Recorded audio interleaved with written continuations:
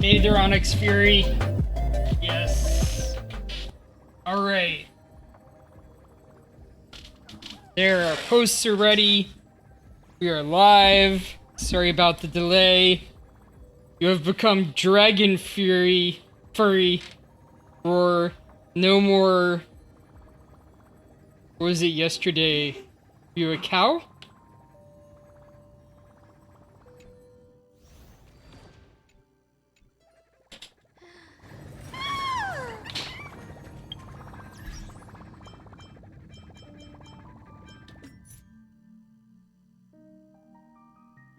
Anyway, today we are doing Cat and mouse time!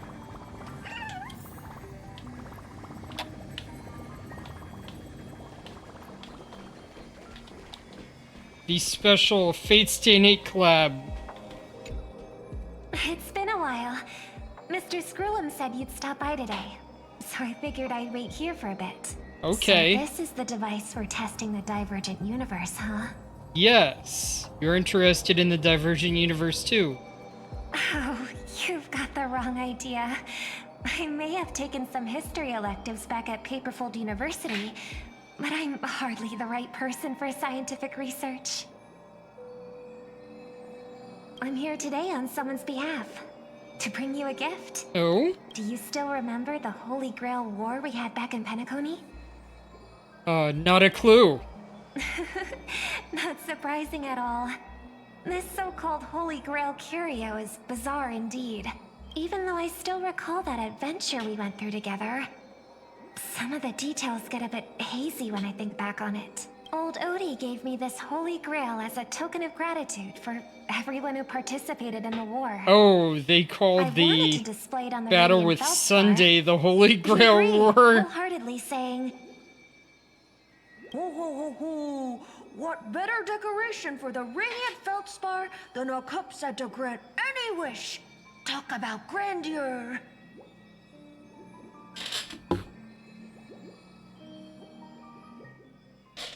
Mr. Screwlum was entrusted to neutralize the power of the Holy Grail.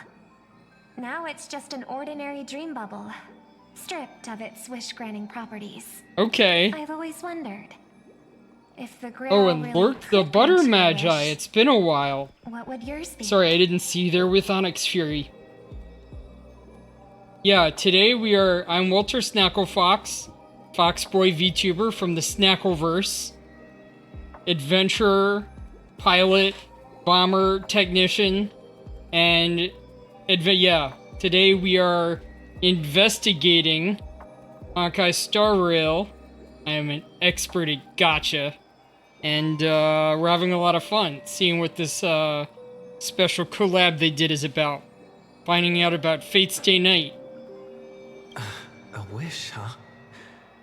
Feels like someone asked me a similar question during the Holy Grail War. Your thoughts gradually rewind to the beginning of that Holy Grail War as many vague details gain clarity. It was a long time ago. Or not so long ago. As Penacony's last festive superstar, he was once the center of everyone's attention. And now, with the unprecedented first Penaconian Holy Grail War about to kick off, he is back in the spotlight. Come on, buddy. Show the audience that, what is it called? Tattoo? On your hand? It's the command spells. Right. Command spells. Proof of your selection to join the Holy Grail War. They say its power lets you command legendary figures from Penacony's history to fight for you.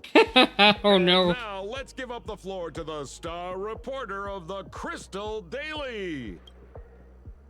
So, honorary member, if you win the Holy Grail, what wish would you want granted? I want to swim in money. I wish for peace across the universe. Is it time for me to become the Eon of Elation? Yep, alright. Dragon furry. Meaning like actual furry dragon or just dragon within the class of animals? Like Do you have fur? I know there's a couple of dragons with fur, but it's rare. I'd wish for 2 more wishes. Why are you two even here? Wish for more wishes. Well then, do you think you've got what it takes to win the Holy Grail War? You betcha. There's no way I'm winning this. I'm not that eager to win, honestly. I don't want to win, and I don't want anyone else to win either.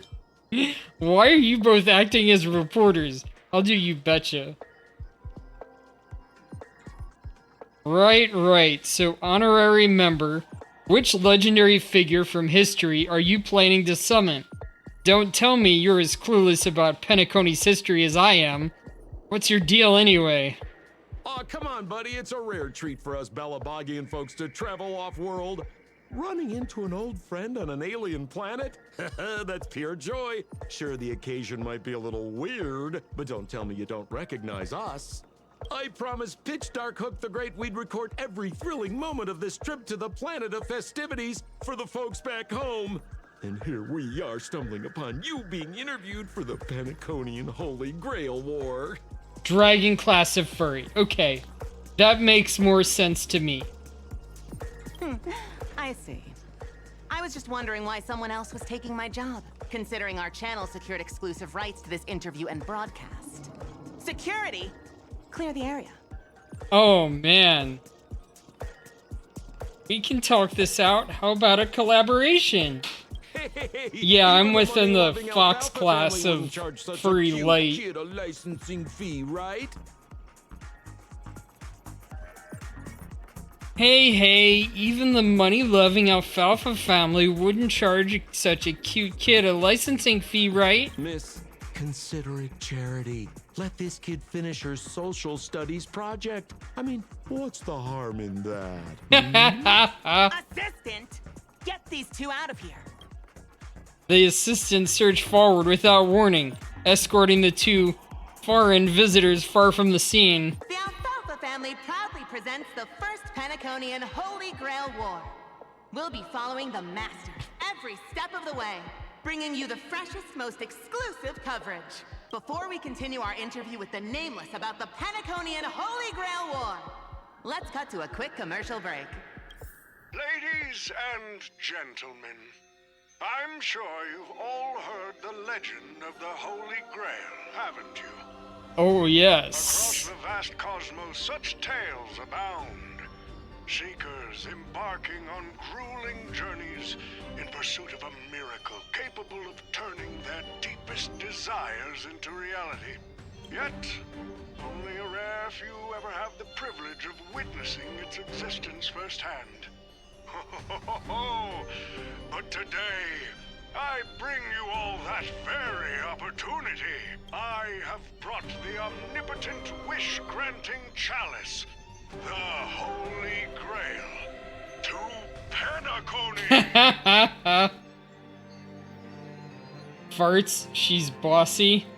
Yeah, the reporter lady. Sorry I had beans. I remember Rooney Ruse of Phase Connect is besties with my Oshi, Ikanari Hina. And there was a video, a clip that somebody posted about Rooney denying that she's gassy. Just reminds me of that. Of course, the right to make a wish is a privilege beyond measure. And like most competitions in life, if you want to claim your reward, you'll have to fight for it. What do we mean by fight for it, huh? The Holy Grail will summon heroic spirits, legendary figures from Penacony's rich history, and bring them back to life. And you, daring dream chasers, will become masters, commanding these servants in battle until only one survivor remains. Oh my. Worried it sounds a bit violent? Afraid it might turn into another Tychean Robo-Ball competition with limbs flying and blood spattering everywhere? Is that a reference to Battle Angel Alita? Fear not. Oh, wow. Mark my words. In this sweet dream of Penacony. There is no such thing as death. Any violence you witness is nothing more than harmless spectacle. The only thing real is the prize of having your wish come true. After all, this is the planet of chasing dreams. Here in Penacony, anyone with a dream in their heart has a chance to make it a reality. Yeah, because they chase dreams, but over in Amphorius, they chase flames. Completely different. Now, brought to you by the Alfalfa family and proudly sponsored by Soul Clan. High-stakes battlefield where dreams are on the line. The first ever Penaconian Holy Grail War. Let the games begin. At the same time, the host of the Holy Grail War is sitting else watching the advert with interest. Terrific! I loved how you used the word survivor instead of victor to rally the contestants. Nothing stirs up a person's drive quite like the goal of simply staying alive, It's Scott! I love this guy. I hate this guy. What an inspiring speech, Mr. OT. Even Louis Fleming himself couldn't have done it better. Easy on the sweet talk, kid. I'm not here for your flattery. I brought you in because I expect you to give it your all and become the survivor. Don't get me wrong, Mr. OT. I'm honored you picked me, but I'm just a nobody, a bottom-tier cog in the IPC. And if the rumors are true, you're not exactly a fan of the IPC, so why me? I sent invitations to Penacony's top shareholders and family heads, welcoming them to join this Holy Grail War. Some accepted. Others turned their noses up, dismissing my carefully orchestrated spectacle as just a marketing stunt. Isn't it?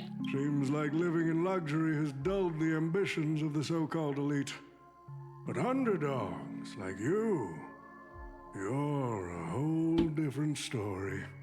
Now, remind me again, what wish would you make to the Grail? Me, Scott? I'm just a lowly grunt trying to climb to a P45 corporate rank. What a delightfully mundane wish.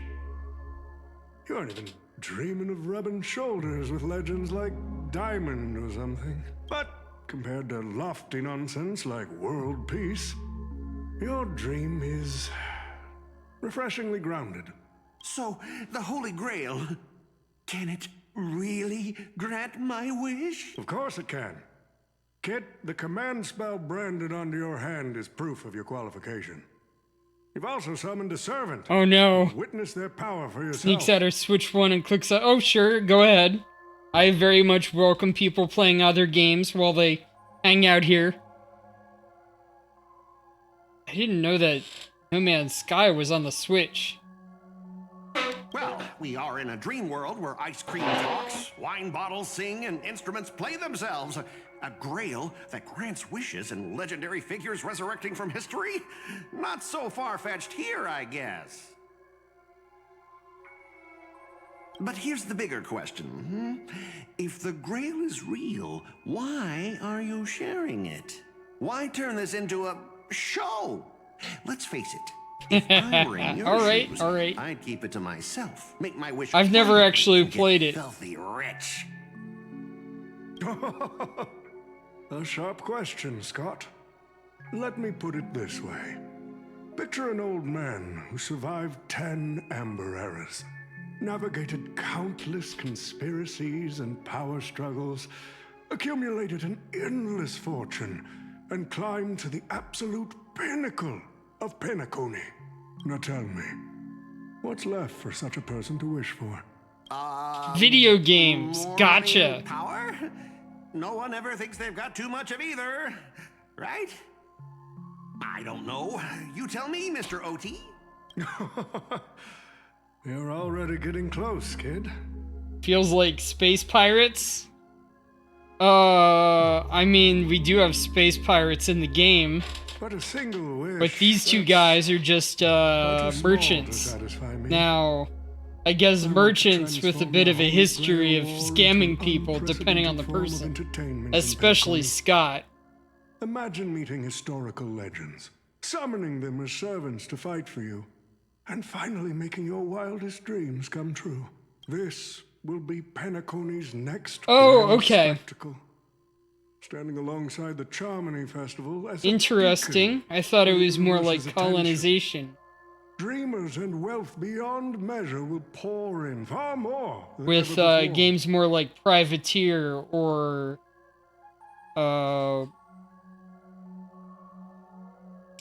Free Space. Some of those more like the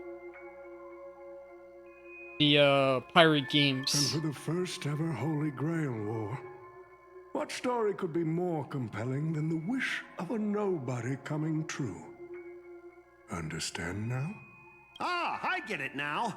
Don't worry, Mr. OT. I won't let you down. As a lone wolf, I've learned how to survive, no matter how desperate things are. But I'm not gonna lie, Mr. OT. Just now, during that broadcast, I saw someone who's dragged me down to rock bottom more times than I can count. Funny how fate works. He's here on this battlefield, too. Let me guess. You mean that nameless from the Astral Express? A real showboat and a tough competitor, I'd say. Nice. Oh, yeah. In terms of pure strength, the old me couldn't compete with that monster and his crew. But the person I am today, I'm not the same man I was back then. As a master, survival hinges on using your summoned heroic spirits, your servants, wisely, and utilizing their noble phantasms. Isn't that correct, Mr. Rekka? While the Holy Grail War is ongoing, please address me as Greedy, producer. Greedy, Actually, not during greedy. this war, he should call you by the code name Assassin. You're right. In the current Penacony, the name Greedy carries no weight. Best not to bring it up. You got a chance at a second life. It's best to let go of fragile pride, old friend. Names tie you to your past. They also expose your weaknesses. A wise competitor hides their true self from the opposition. Listen up. I had to offer him film credits and the chance to experience a heroic spirit's memories just to convince that director to act as your vessel. You've always dreamed of creating a masterpiece that would shake the world and cement your name in history, haven't you? On that point, you and Mr. Rekka share the same goal. Don't waste the opportunity I've created for you. Go record the stories of the participants in this Holy Grail War, and help this ambitious young man by your side fulfill his wish. Following my master's command, my noble phantasm has already been trained on those you invited. I can show their movements to you both in real time. Well done, Assassin. With an ability like this, we're sure to stay ahead of the competition. Yeah, I know that. You're like colonizers and miners and stuff, more than pirates, I The thought. participants who have accepted the invitation and plan to join the Holy Grail War are already under my noble phantasm's watch. So, producer, which one do you want to check out first? By the way, I also play and watch fighting games, and Producer, Evo time's is ticking. going on this Let's weekend. hurry and I'll check out probably the be other watching some of that on Saturday and Sunday. Investigate. Oh, okay. Using memory bubbles as invitations. A very Penaconian thing to do. But what's even more Penaconian is this omnipotent wish-granting chalice. Oh, listen to that. Doesn't it sound like a cheap business scam? Only someone from a backwater place like Eurilo 6 could be fooled by a trick like that. Old Odie's serving up the nectar. But what kind of poison is mixed into the cup? Madam Jade, Now don't tell me you're actually trying to figure out what kind of game this old man is playing. Why not? Penacony's biggest tycoon throws away his usual image of polite deal-making to invite the family heads and shareholders to participate in this dream contest, promising afterward to grant a wish that someone could never fulfill on their own. Isn't that fascinating? Fascinating. Okay, you Well, also people do with real power Warframe. wouldn't I've waste a never second actually of their tried time that on something one. like this. I mean, who would lower themselves just to entertain him? I do stuff like it, And if but this so-called Holy Grail turns out to be nothing but a marketing gimmick, then things are gonna get really interesting. Odie knows that better than anyone. So what kind of return is big enough for him to risk the Alfalfa family's entire reputation? So, Yes, I have seen people play you Space believe this Ninjas, play omnipotent wish-granting Warframe. chalice might Mostly actually Kimiko be Kana, one of my favorites. She was getting into it as she went off on and off on hiatus recently. Across the cosmos. Ceremonies that tap into a past power to create miracles aren't uncommon. The credit contracts I make with people, aren't they a form of wish fulfillment too? And even more so, are the cornerstones we've received. So does that mean you're interested in accepting the invitation? I am interested in the Holy Grail War, but not in the Holy Grail itself. What intrigues me are the people who joined this war for a so-called miracle. Well, placing your hopes and dreams on some unknown Holy Grail. It's like dousing yourself in oil and Yes. diving straight through a ring of fire. Sniff it 2 days in a row. I'm gonna get used to it at this rate. Doesn't look promising. But it'll be one hell of a show. Man, they just love that camera angle, don't they? It's extremely powerful. And more than that, it's the perfect opportunity to watch and make connections. Only one lucky fool will walk away with the Grail, or with the Bond Jade Exchange. No, the IPC's Strategic Investment Department can grant everyone's wishes. Our future strategy calls for more allies. Aventurine, you're going to accept the invitation and join the Holy Grail War, aren't you? I knew it. I knew it. Penacony and I just can't seem to stay apart. She's a biter. But I have to say, the way they mark the participants, not exactly pleasant. Speaking of allies, a certain someone has returned to Penacony. Obviously, we can't have any official dealings with him. But since you've exchanged intel before, there's a little trust between you two. I want you to use this Holy Grail War as a chance to strengthen that trust. As you wish. Roar! Wait, you're telling me the strategic investment Onyx, department you're is getting a little joining too? frisky. What's wrong, Mr. Scott? As a member of the marketing development department, their reach shouldn't extend to you. That's right, Mr. OT. Besides, with you backing me up, even Louis Fleming... Let's just let Louis Fleming... Mr. Scott, the IPC is just one of many choices in this vast cosmos. Sometimes you need to fight for your own shot at greatness. I've got high hopes for you. Alright, let's check out this meeting with Boot Mr. Hill. Pom-Pom. And it looks like It's been a Robin. while. Mr. Pom Pom, it's been a while. Now that's forking hilarious. Girl, I know my identity's a little touchy, but here I at heard, 3 Bucks oh, Reef, just call bite by me. my name. All right. It sure has been a while since we last saw each other. Not since that monkey raised hell here.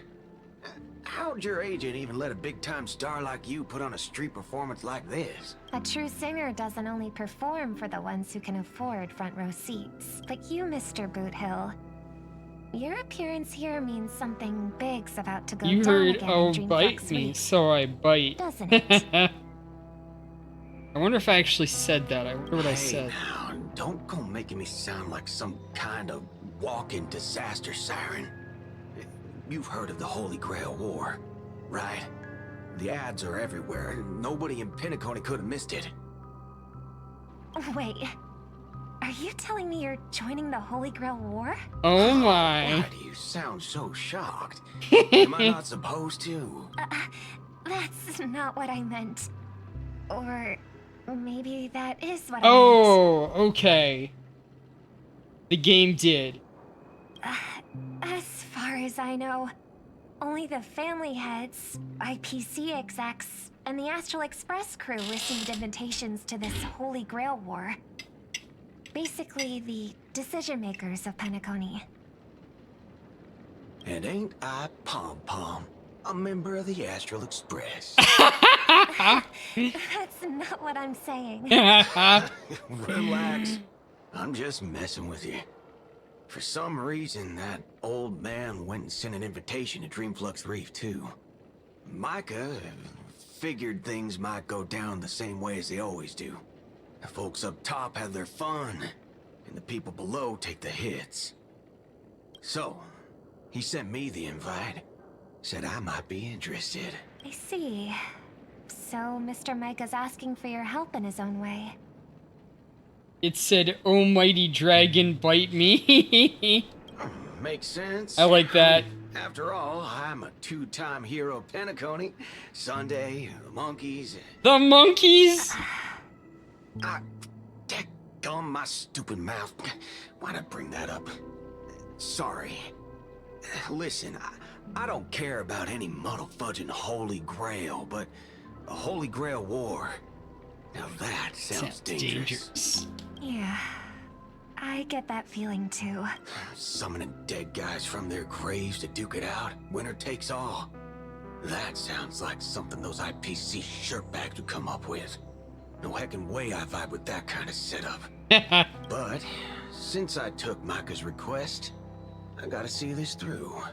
Make sure things don't spiral out of control. Yeah. Time to get prepped.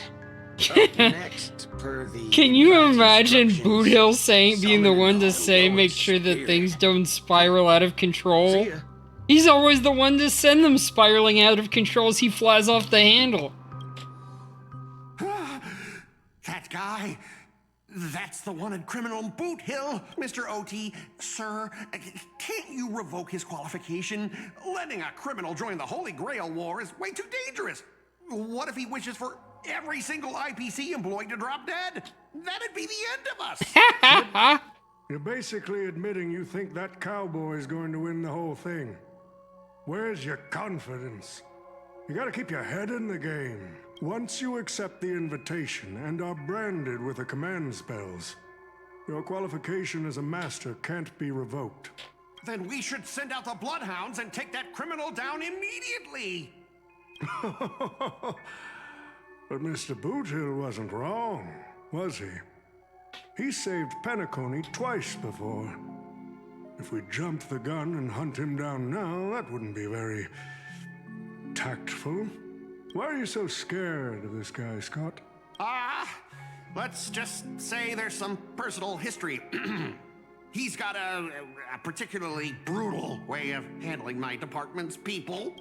Oh, then isn't this your perfect shot at vengeance? Win this war, and you can bring that cocky cowboy crashing down yourself. Don't worry, Mr. OT. Forget a small fry like Boot Hill. If the traps are set right and the schemes are airtight, even Louis Fleming wouldn't be able to escape. Who's Louis Fleming? Good. That ruthless streak of yours reminds me of my younger days. Alright, watch the next TV. Who the heck keeps tossing garbage around? The next passenger Pom-Pom catches littering is going to have to write down the train's sanitation rules 100 times! Wait, do they have to face against Pom Pom himself? The first Penaconian Holy Grail War? Inviting the Astral Express to join? Sounds like the kind of spectacle that might interest you. Seems like he's not around. Maybe I should pass this to March and Don Hong instead. Wait, really? Wait. Why is there graffiti on Pom Pom's hand? Ugh, it won't come off. Who's behind this prank? This is great. This is The world's great. turned upside down. Even the animals on the Astral Express can enter this tournament. Mr. Odie, should I take care of... No need. Letting a contestant like them compete just makes things even more interesting.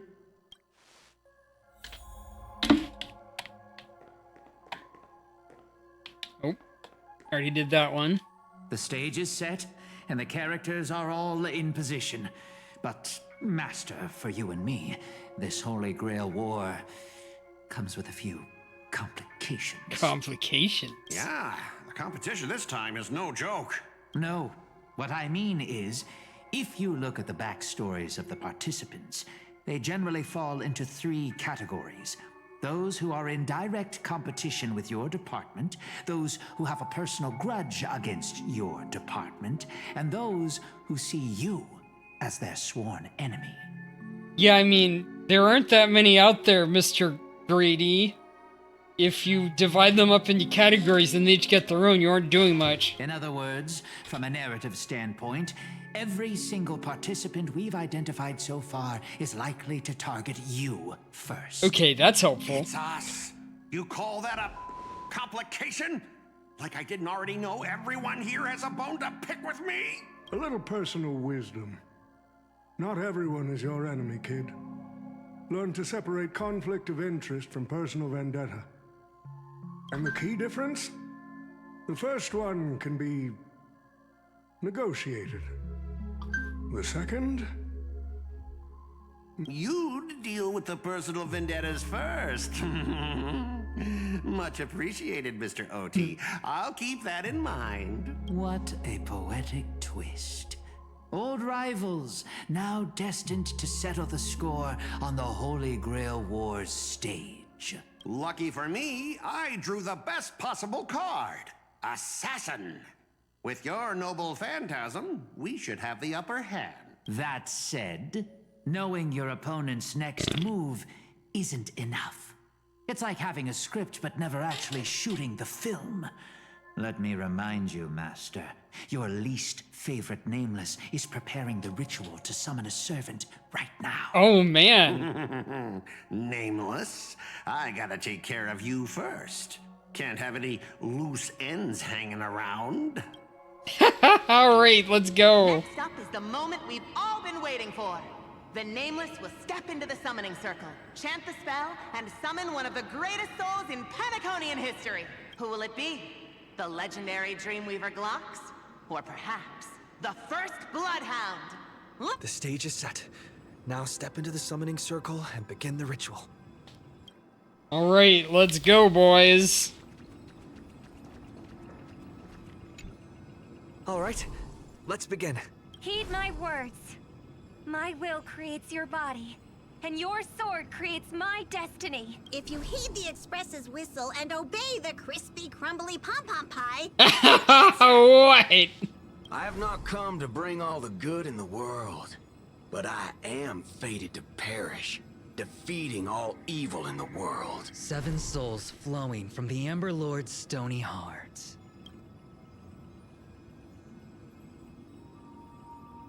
Come forth from the circle of binding, guardian of the scales.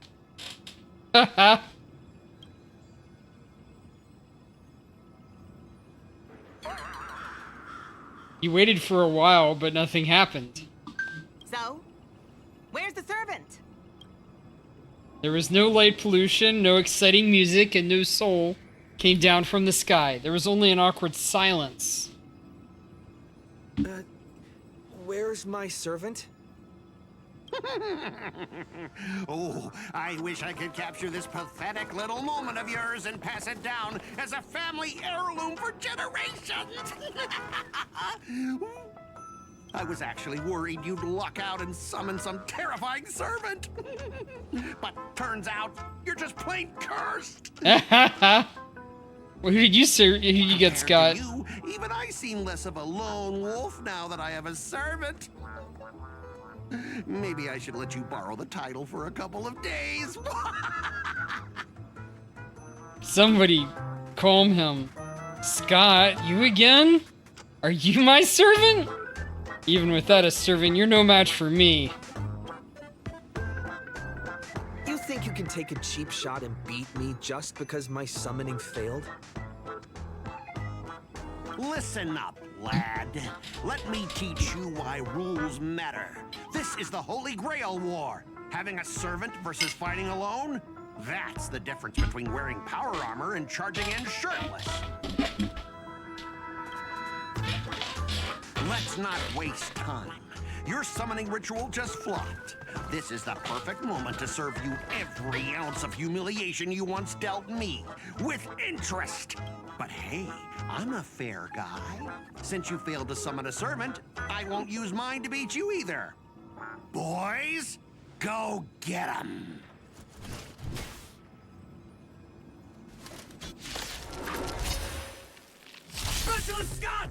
Oh, these guys are doomed.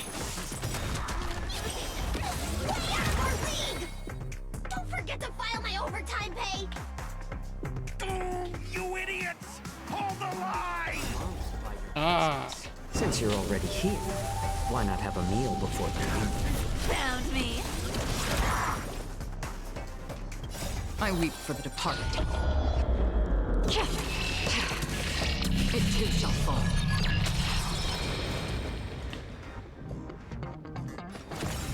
I'll take it on.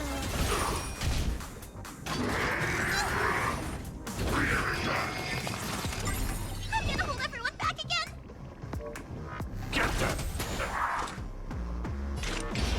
Still waters of oblivion. It's better to make no move. A little more heat. Our cute playset. With enough believers, lies become reality. Yes.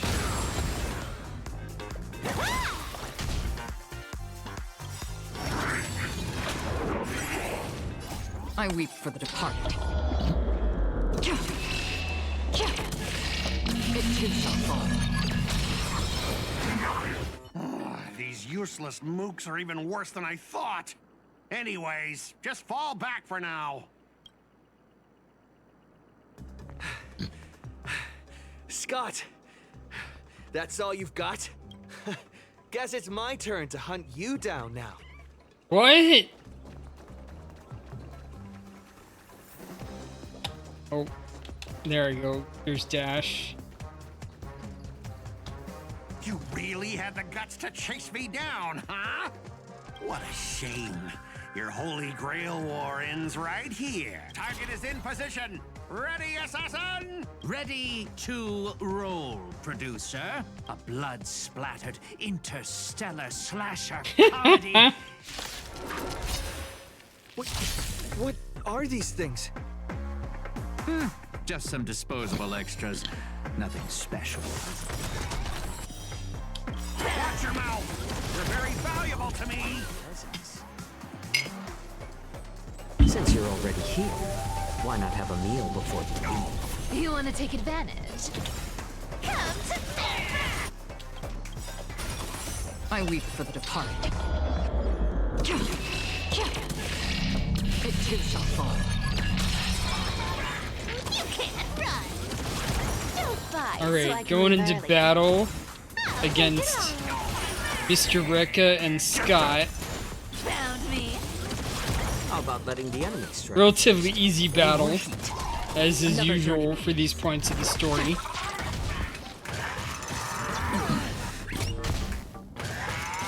It's just a cleaning massage. I'm gonna hold everyone back again. I weep for the departed. It too shall fall. Until I yell cut. These extras will keep performing forever. If I can't kill you, I'll exhaust you. Oh no, he's insane. Who the heck are you?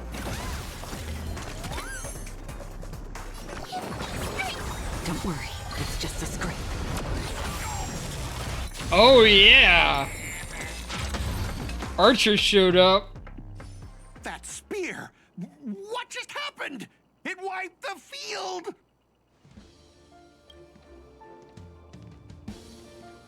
Oh, look at that outfit! This guy's your servant! Assassin, do something! Someone's crashed the set, producer. I'm not built for frontline combat, and that guy is bad news. So, how about we take the smart approach and run?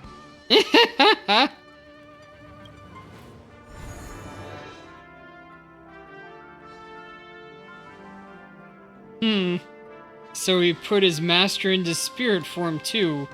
Assassin class, always such a pain in the neck. Are you my servant? Do I look like it? You can call me Lancer. That's not my true name, of course. But since you'll be out of the game soon, well, does it even matter? Farewell, master with no servant.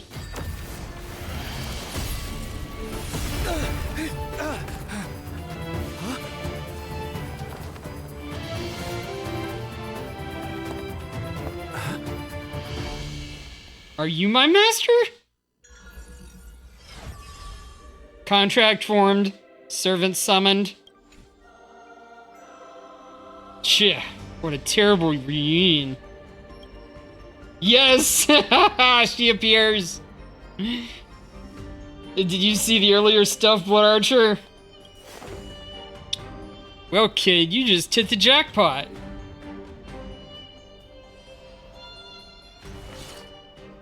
It's safe now, Master. Are you hurt? Wait, you two know each other?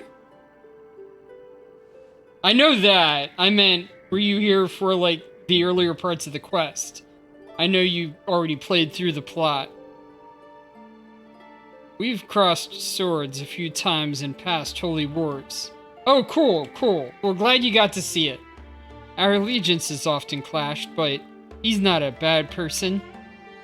You don't seem to be from this world. Are you from Penacony? I noticed that as well. The Holy Grail granted me the knowledge I needed to participate in this war, but much of it makes no sense. This world is completely foreign to me. I forgot to introduce myself. You may call me by my servant class, Saver, or by my true name, Altria, Pendragon. I was once the king of the knights in Camelot. I assume you know nothing about this place either. We do have a Camelot here, actually. Oh, seems like different worlds have their share of strange parallels. Tell me, does your Camelot still stand? Unfortunately, no. It was completely destroyed. But there are still survivors. I have a friend from Alteria? there, Guinevere. Is that fine? She's got an older brother. Or is it more like Lancelot. a Alteria? She's got an older brother named Lancelot. Wait, what? Guinevere's brother? Lancelot? You mean like biologically related? You know what? Let's just put a pin in that for now. Clearly our worlds have some serious differences. Okay, so you like the roll in the R. Alteria. To help this servant understand this dream world bathing in Memoria, you go on a lecture about international travel and cosmic geography. Only to hear a thunderous rumble. It seems the lady knight before you is starving. You hungry? Forgive me. I must seem rather undignified. Guinevere is Alteria's wife, by the way, okay. You may not realize it, but this world has almost no magical energy. And as a heroic spirit from a completely unknown realm, I can't draw power from fame or mystics. So to maintain my combat strength, I need a lot of energy to intake. Master, do you know anywhere around here that serves large portions? You really don't have to explain all that. My apologies. To think the first request of my new master is to devour a feast, hardly befitting of a king's dignity. Come on, I'll take you to try the local specialty, Halovian winged burgers. No way your world has that. Halovian winged burgers! At the same time, in the golden hour. I've always been a gambler, teetering between bad luck and incredible fortune. But even for me, this draw of the cards is a bit... Still, I have to say, I kinda like your servant. A partner who plays by the rules and knows his boundaries. I'd take that over you schemers any day. At least he's trustworthy. No doubt he's an incredible servant, but who exactly are you in Penaconian history? Master, do I look like I have any ties to this bizarre world of yours? Oh, looks like, just like your servant, he's from another world. That's actually a relief. At least this nightmare of indulgence and debauchery isn't my world's future. Oh, forkin' hell. So, 2 outsiders summoned 2 more outsiders. What kind of xenophobic Holy Grail war is this? Make that 3. There are 3 servants from another world here. Oh, Cuckoo Lane. Things didn't go your way, huh? Did you just say my true name out loud? Ever heard of tact? What's the big deal? No one here knows us. No one's ever heard of Aaron or the Hound of Kulain. But that also means we're at a huge disadvantage. We're fighting against heroic spirits who get buffed by this world's power. Man, all I asked you to do was a little recon. How'd you end up looking this beat? Don't even start. I almost got 2 masters in one sweep, but then Assassin covered his master's escape, and the other one, that gray-haired kid summoned forward. Gray hair? That's one of ours. Why the heck were you fighting him? You're the one who told me to go after the most annoying targets. Guess we'll have to clear up that little misunderstanding when we meet.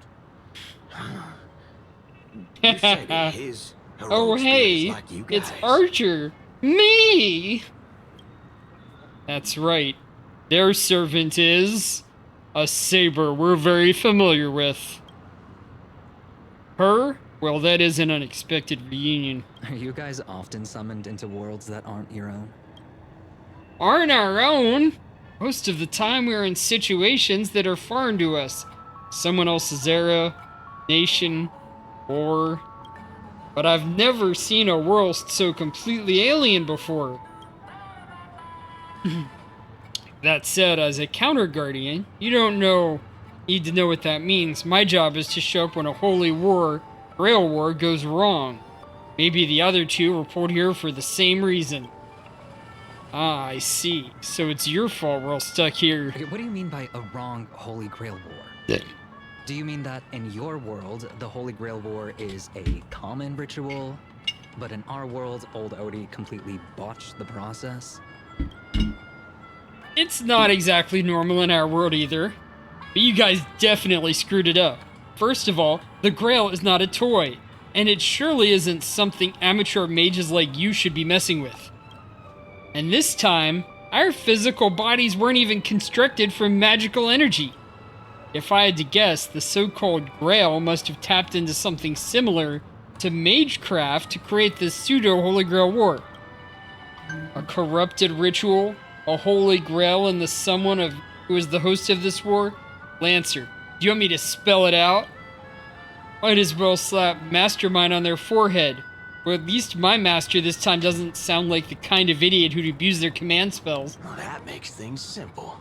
We just find the muddle fudger behind this Holy Grail war and drag them out into the open. But what if they're waiting for us to come knocking so they can wipe us all out in one go? Ugh, it's annoying but unavoidable.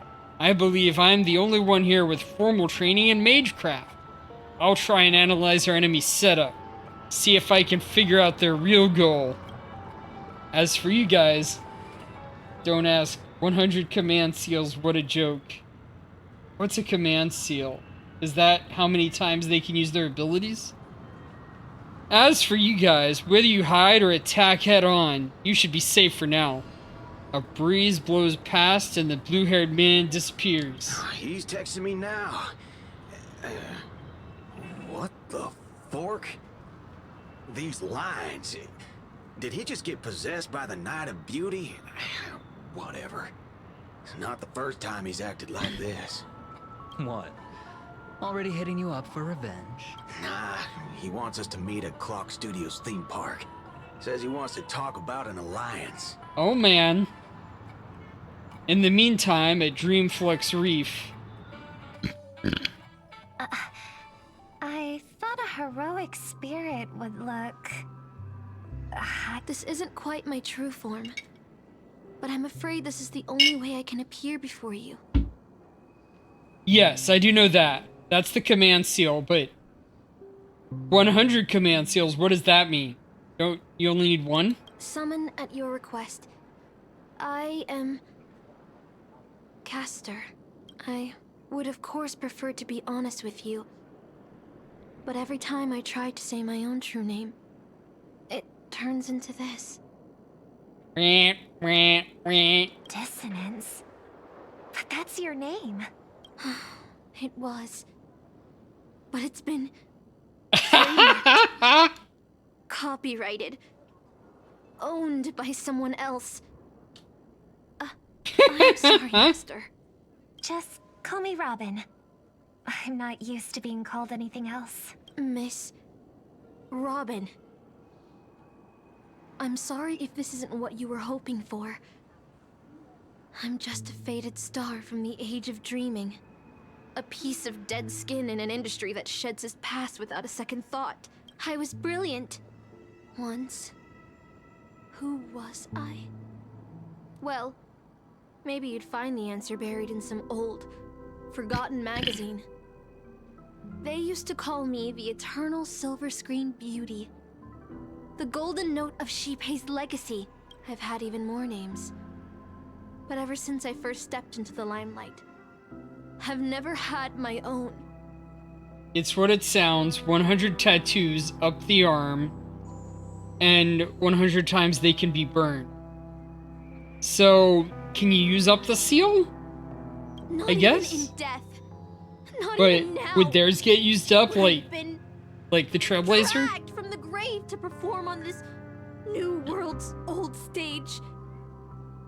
Every time I even try to speak my name, it gets drowned out by that cursed dissonance. Yeah, I know each master has their own. And 100 times they can be burned. So, like, Robin here would have 100 tattoos on her arm and she can use it 100 times? But it's my name. My name. Mine. I'm sorry. It's okay. Let it out. Okay, they have 3. I get it. Sometimes I want to lose control too. When we're on stage, under the spotlight, performers like us have to keep our composure. Since you can't use your real name, what should I call you? Caster.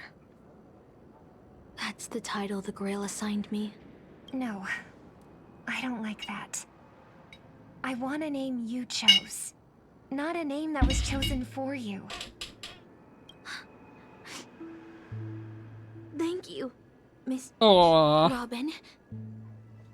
Then, call me Miss Note. For now. Funny. I don't remember being this emotional when I was alive. Maybe my fractured spirit origin is affecting my personality. Oh, okay. So he could summon more servants than anybody else. No true name. No noble phantasm. Just this ridiculous talent for theatrics. But I'll do what I can. However little that may be, I'll fight for you and myself to earn a chance to wish upon the Holy Grail. You want to win? To me, the only real victory is making this war disappear. And that's something weapons can never achieve. Only song can do that. She's like, what? But people always remember the ones who win wars, never the ones who try and end them. Whether you want to end this war or win it, you're going to need allies. No performance is complete with only the lead on stage. I know. I was just thinking the same thing. Out of everyone in this war, there are at least 2 people I can trust. I've already invited one of them, and I plan to lay everything on the table for him. Penacony. Cityscapes floating in the skylight clouds where ice cream and cotton candy just chirp and jump straight into your mouth. This is incredible.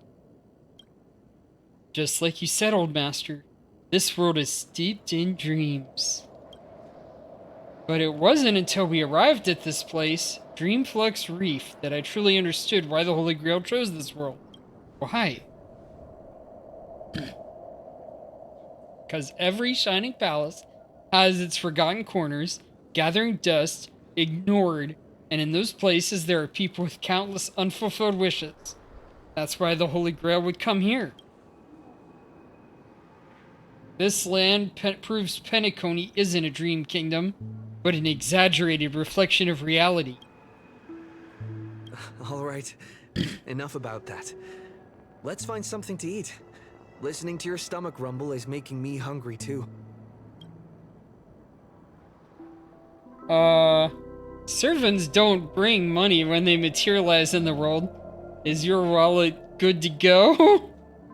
No worries, the fast food joints in Dreamflux Reef are big with cheap portions.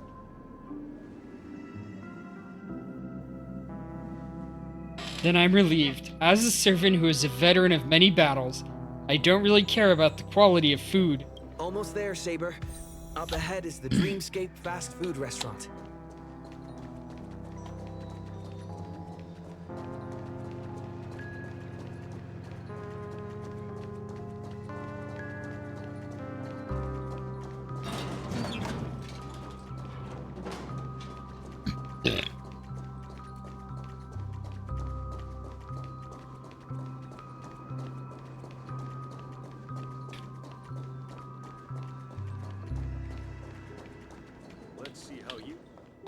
My dear guests, welcome. What would you like to eat? Oh, she looks like Agnes Tachyon from Uma Musume.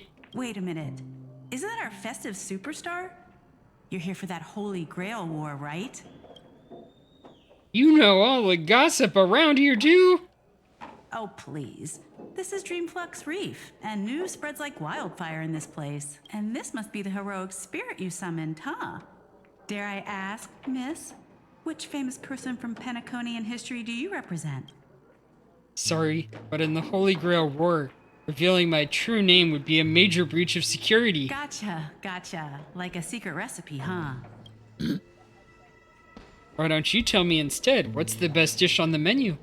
If this is your first time in Dreamflux Reef, I highly recommend the Holovian Winged Burger. It's a burger you won't find anywhere else. Our store only uses pure organic ingredients sourced from the Memory Zones farms. The soil they're cultivated in is free of harmful emotions. Wow. Thank you, but no need to explain. We'll go with the Holovian Winged Burger. All right, we'd like 100 burgers. Okay, wait. Did you say 100? Are you sure about that? Oh no. I'm positive. Give me a minute, just in case some of them fly away.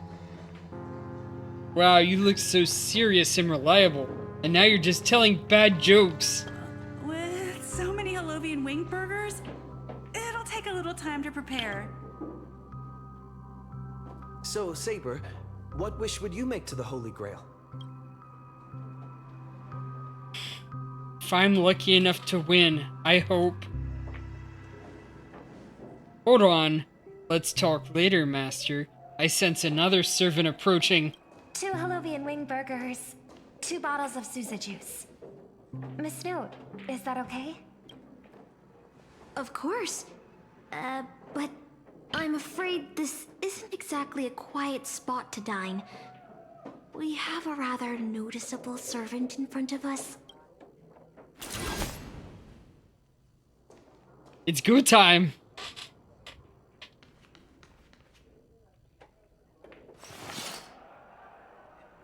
It's been a while. Miss Note, this is the trustworthy friend I mentioned to you earlier. Favor! No! Favor, no! Yeah, she's calmed down, it looks like. Oh, so they're a friend of yours, Master. See how you handle a stroke of genius like this.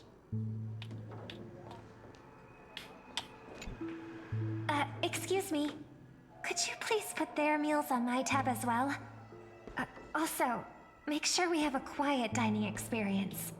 No interruptions from the other guests. I'll leave an extra tip for that.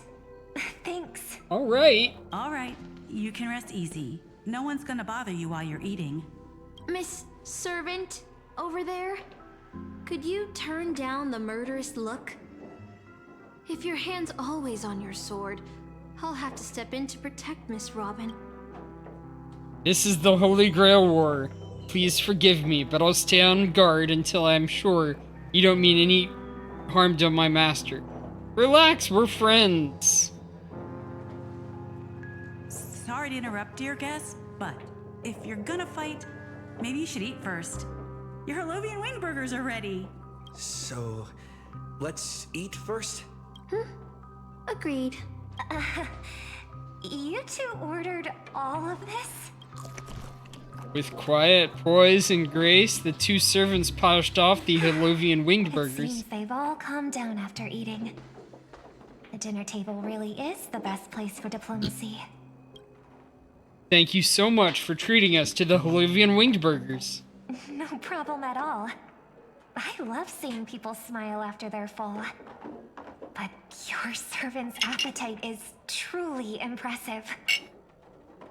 Miss Saber, I don't remember anyone like you in the history of Penacony. That's because I don't come from Penaconian history. In fact, I don't come from the history of your world at all. I don't quite understand what you mean. I am the King of Knights who once ruled the Kingdom of Britain in another world.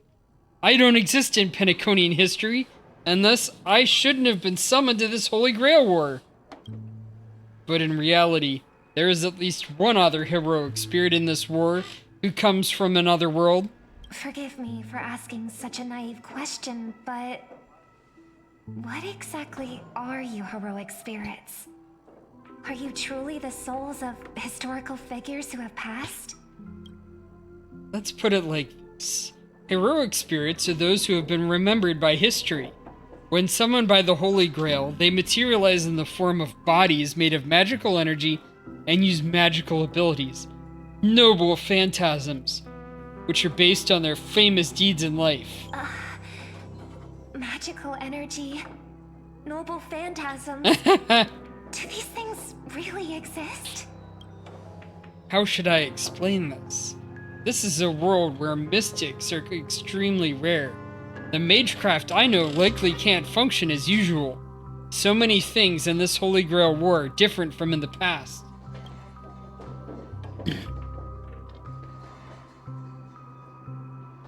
Gonna go, get up and go to the bathroom. In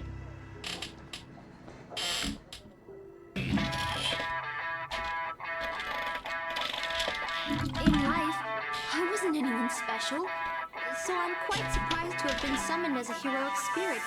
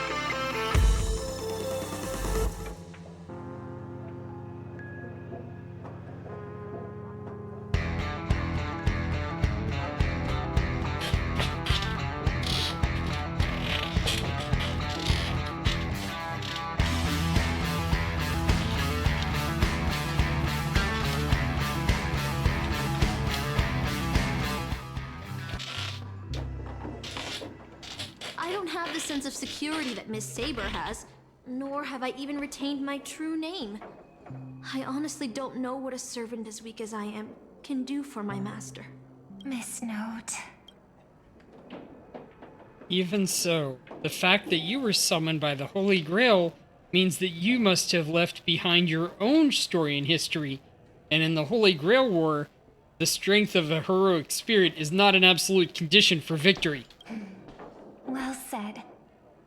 My brother once told me that Penacony is a land of empty legends and no true heroes.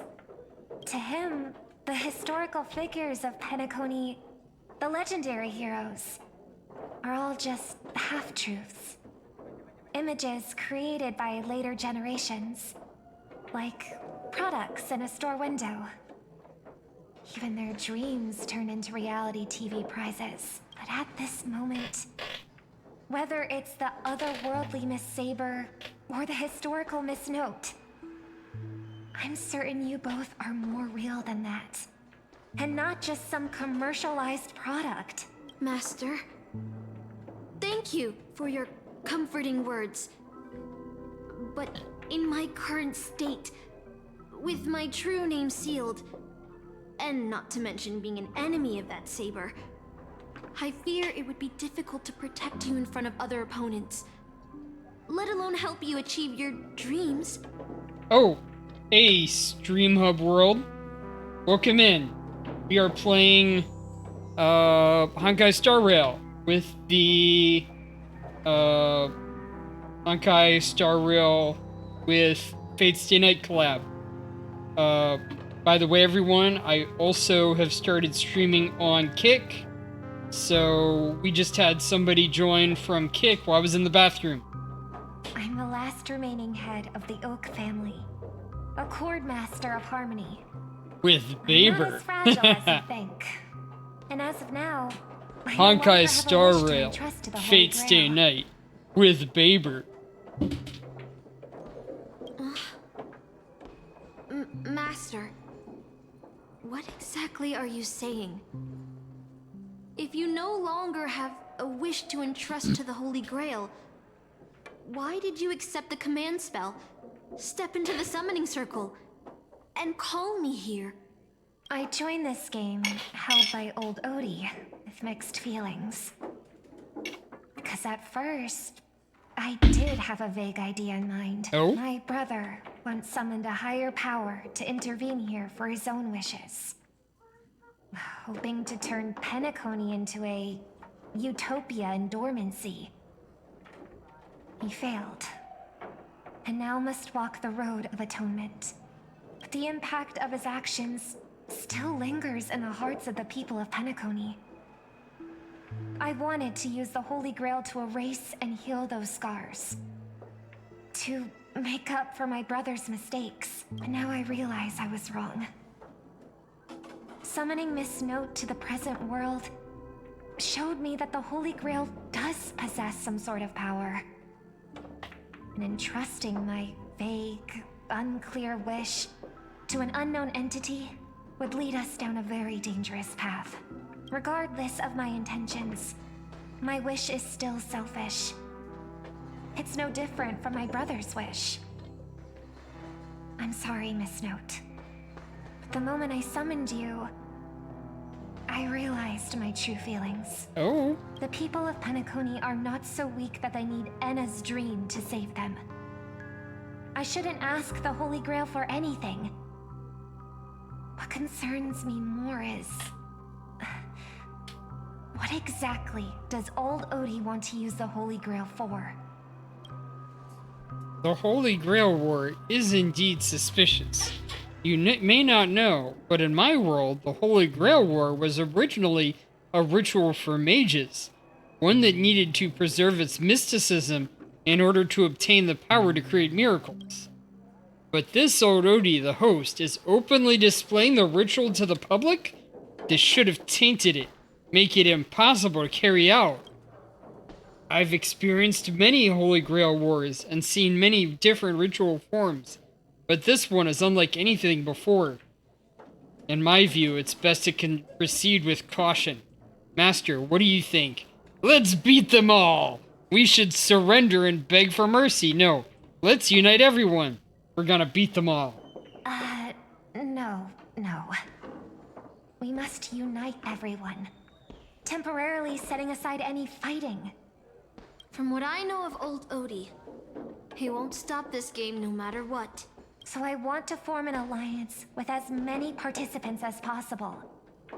Until we clearly understand the true nature of this Holy Grail war and the power of the Grail, we shouldn't make any wishes too hastily. You're a worthy successor of the Oak family, Master. But I think your plan for alliances is a bit idealistic. Each participant and their servant have their own desires. And until the final winner is decided, no one can guarantee that your trusted friend and his saber won't turn their blades on us. Hey, that's a bit harsh. But, for now, I'll follow your lead. However, if the situation changes when trying to form alliances with other servants, I'll make my own decision. Huh? Boot Hill just sent me a really long text message. What about long answer or short answer, Blood Archer? I got one too. Was it a mass text?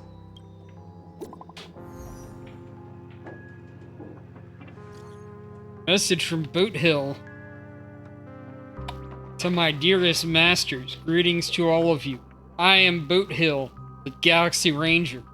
As the evening breeze of Asdana carries with it the tender whispers of approaching summer. Okay, what is the nature of the Grail? That was rhetoric, Blood Archer, but thank you for answering. I humbly pray that your noble selves remain in good and radiant health, untouched by the vexations of seasonal ailments, so as not to miss the splendor of this midsummer's enchanting beauty. Though but a humble fugitive, it is my profound honor to stand alongside your esteemed selves in the pursuit of the Holy Grail. As such, with a heart brimming with reverence and gratitude, I extend to you a most earnest invitation to grace Clock Studios theme park with your presence. There I shall humbly offer a modest feast of wine and fare in your esteemed company. In this season of summer's retreat, Clock Studios theme park is transformed into a realm of poetic wonder, a paradise on earth that promises to etch unforgettable memories onto your hearts. Should you design to accept my invitation, I would be overjoyed beyond measure. I shall eagerly await your reply. May this humble gathering serve as a cherished testament to the bond we share, and may it bestow upon you a moment of delight and respite amidst your noblest endeavors. With the highest regards and the deepest wishes, here's to you salutations from yours humbly, Boot Hill.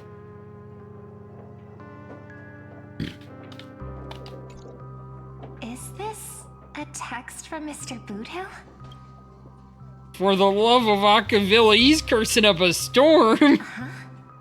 You already figured out how to automatically translate his swearing in your head? Wait. This absolutely isn't from him. It doesn't have enough switch words in it. Looks like the mutual slaughter has already begun. See? Peace is just the interlude in a war. That Boot Hill. He's probably already been taken down. No. He's a seasoned warrior. There's no way he's out this early. But someone must have gotten their hands on his phone and is using his identity to lure us to Clock Studios theme park. This invitation is written so earnestly. I guess we'll have to graciously accept. Yeah, I was thinking the same. If we rush over now, there's still a chance to save Mr. Boot Hill. What do you all think? I like diving right into the trap. To be honest, I'm a bit on edge. Boot Hill will be fine. Count me in too. The enemy has set up a trap. If we pull it back now, we avoid the risk. But losing 2 allies would put us in even greater disadvantage in later attacks. Then let's head out. aren't we supposed to meet up here? Where did they go? Something's off. Maybe someone got the jump on him. Took him and his servant out before we got here.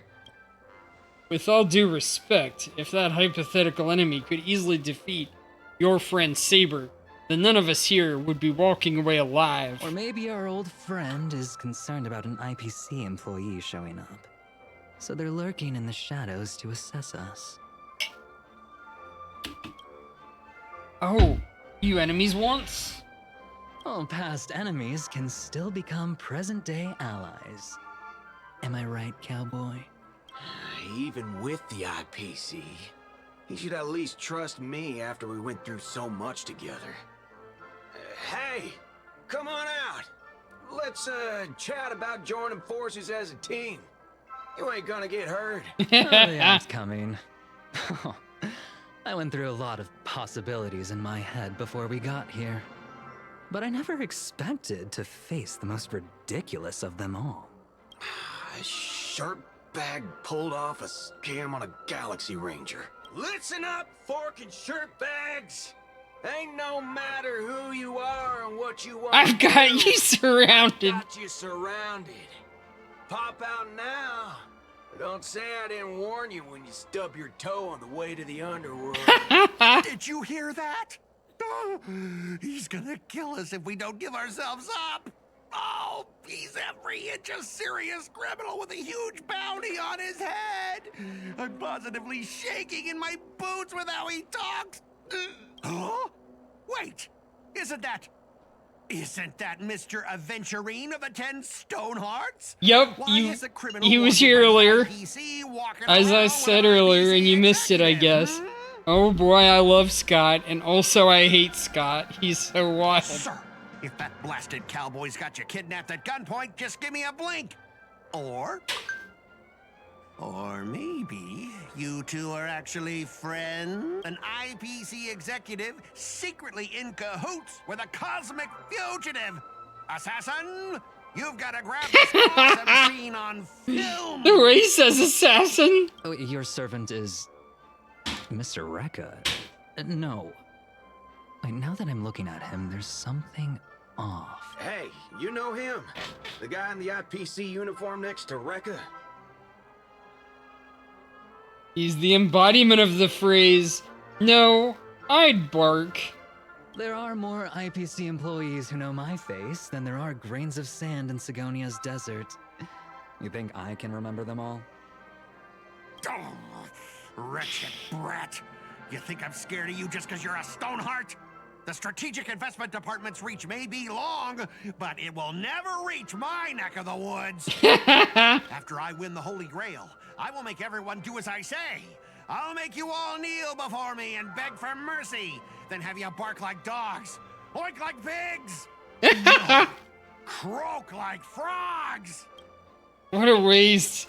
Using the Holy Grail to make people do animal noises. So old Odie even sent invitations to your department? But I thought you folks barely stationed anyone at Penacony. Unless your name is... Huh? Oh, have you actually heard of me? Never mind. There's no way I'd ever remember the name of some nobody. You high and mighty executives have never treated us basic workers as people. You would send me to a primitive post like the Cienjo with one word and switch me over to Penacony with the next. I thought Penacony might be a juicy gig, but all I've done every day is talk business to a bunch of papachi. It's making my neck crank even worse. But hey, all of that'll soon be a thing of the past. Aventurine? Ha! I'll replace you and become the new Stoneheart of that name. Assassin, use your noble phantasm to bring me victory! Huh? Do I finally get to see this shrimp servant in action? Archer, get ready for a fight. What's with the happy smile? The filming has begun, actors. Take your positions. Let the camera roll. Let the film spin, and let us return to the silent horror picture show. Yeah, I mean, if the dishes need to be put away, I just have people do it. I don't want them to wait for this stream to be over. Ready? Action! A lot of things get squeezed into the evening, Blood Archer. I can't help that. Wait, this isn't spirit form. He just vanished right before our eyes. This servant's presence concealment is more disturbing than I imagined. Wait. Where's your voice? Silent film? Where's my voice? Forkin' hell, son of a fork. It's no use. I've tried analyzing this bounded field. It doesn't just mute sound. Something far more dangerous is closing in. If there's no sound, then how do you know what I just said? Look, there are subtitles here.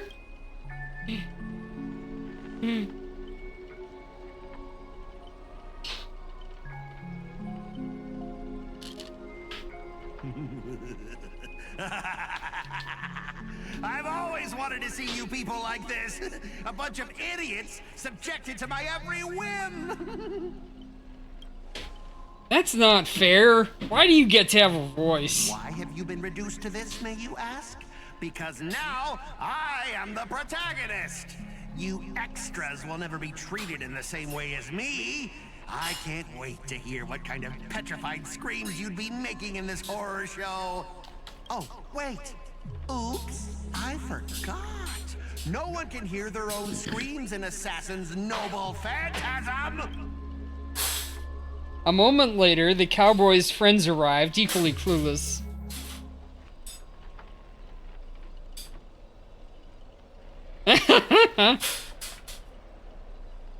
It's unusually quiet. No sign of Boot Hill or the enemy alert is here.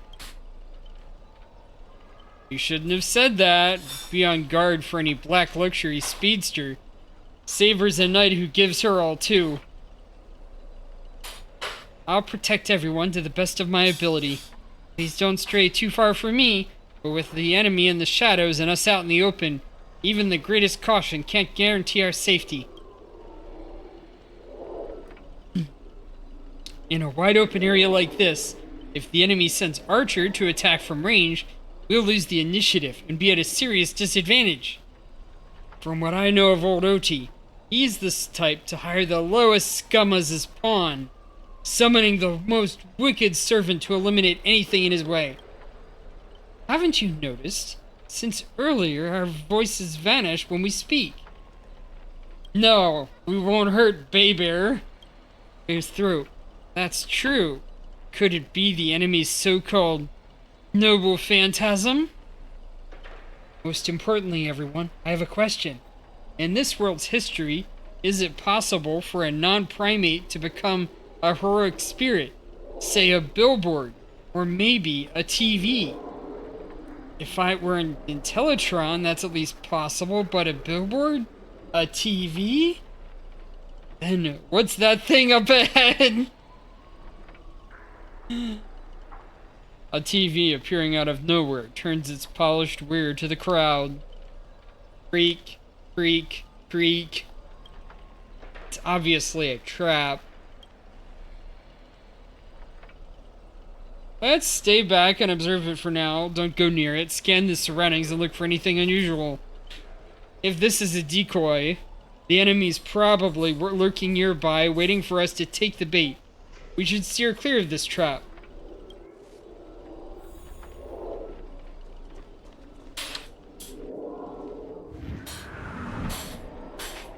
A frigid forest drags you violently back to where you started, and then a voice you know all too well murmurs by your ear. You want to leave after entering Boss Scott's turf? In your dreams! I knew it was you. Why does it sound like a dog barking? Scott? The IPC specialist who does those bionic voice impressions? Unbelievable. Scott's really made a name for himself. Even the acclaimed Robin knows who he is. Alright, I'm the one who told her. Can a guy share a few wild travel stories with his friends now and then? The brief silence lingers between you was enough to convey every ounce of fury and exasperation from this old acquaintance. See? Always so hasty. The battered TV wobbles, buzzing with static noise. But alas, this is a silent film. You can't hear a single crackle of the snowflakes. You're on TV, bro. Seriously, it's not the time for this. Watch out for a servant. That guy turned this whole place into... Supporting characters with no voice dubbing shouldn't waste the audience's time with your lines. Ready? Action! Midnight Chainsaw Rhapsody. Meet actor Scott.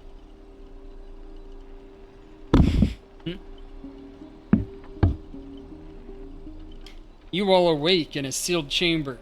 The TV's dystatic crackle singing its death's lullaby. Separated from your servants, you run into another pair of familiar enemies. As for your cowboy and songstress companions, vanished without a trace. Why are you here? Scott sent a scam text to Boot Hill in your name, and you know how that goes. That punk doesn't even bother switching up his tricks. Forget that third-rate nobody. What I really want to know is, where did he send our servants? Splitting up in a horror movie? That's a death flag. Let's find out what we're dealing with here. That monster in the room sure is an eyesore.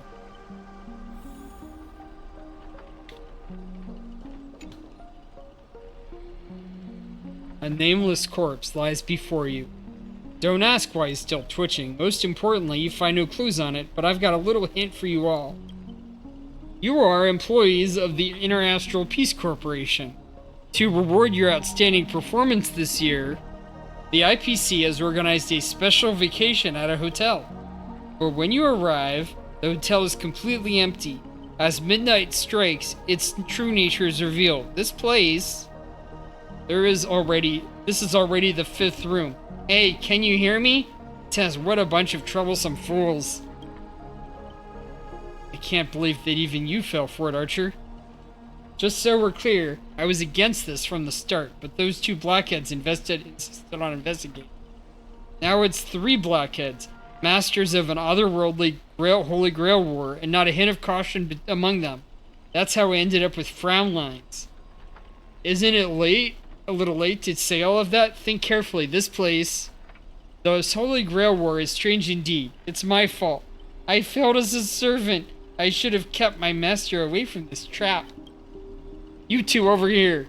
Master, I saw your subtitles. I'll find you, get you a way out. Hold on. If I were the enemy, I'd disguise myself as a master and wait just outside the door for the perfect ambush. Archer, listen to my voice. It's obviously me, right? You're using subtitles. Sorry, this is a silent film. All I see is a line of subtitles under the door with the name Aventurine slapped on it. If you want to prove you're really my master, you have to spill some humiliating secrets that only my real master would know. You really don't know who I am. Will this ever end? This is a horror film, people. Background characters start acting scared.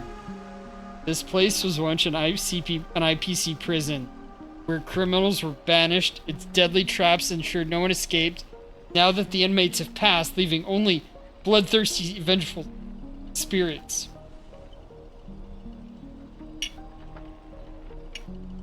I've wanted to ask this since your first line. Why target the IPC workers?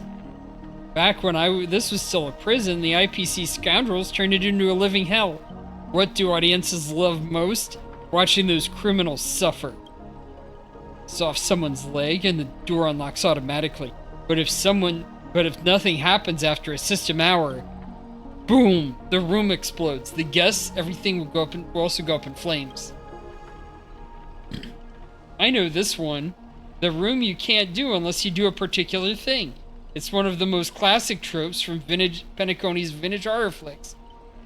aren't we a little bit off topic? By Jipe, I did not expect someone your age to know that much about Penacony's early dream bubble cinema. You have a bright future ahead. That's right.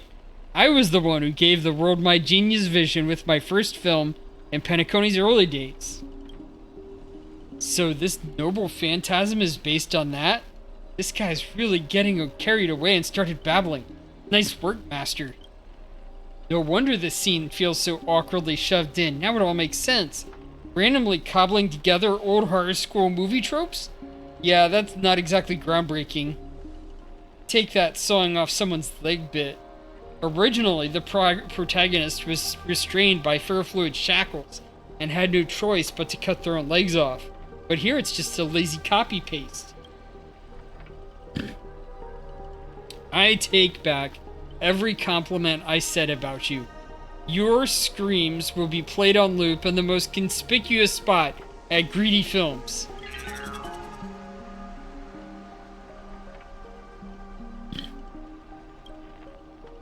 Revealing your true name on purpose. Let me guess, just part of your dramatic flair, huh? You fool! How did you let your true name slip like that? Isn't that supposed to be a heroic spirit's greatest weakness? Assassin! Don't panic, producer. I'm not some legendary hero or anything like that. Just ask them. What does greedy even mean here in Penacony?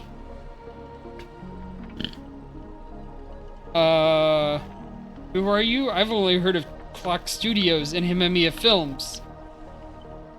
As expected, soon you'll see who Penacony's greatest director is. For now, I'll slip behind the scenes. So, what will it be? Self-sacrifice? Will you turn your blades at each other right before my eyes? Take what little time you have left and talk it over. But keep stalling and we'll tick-tock boom.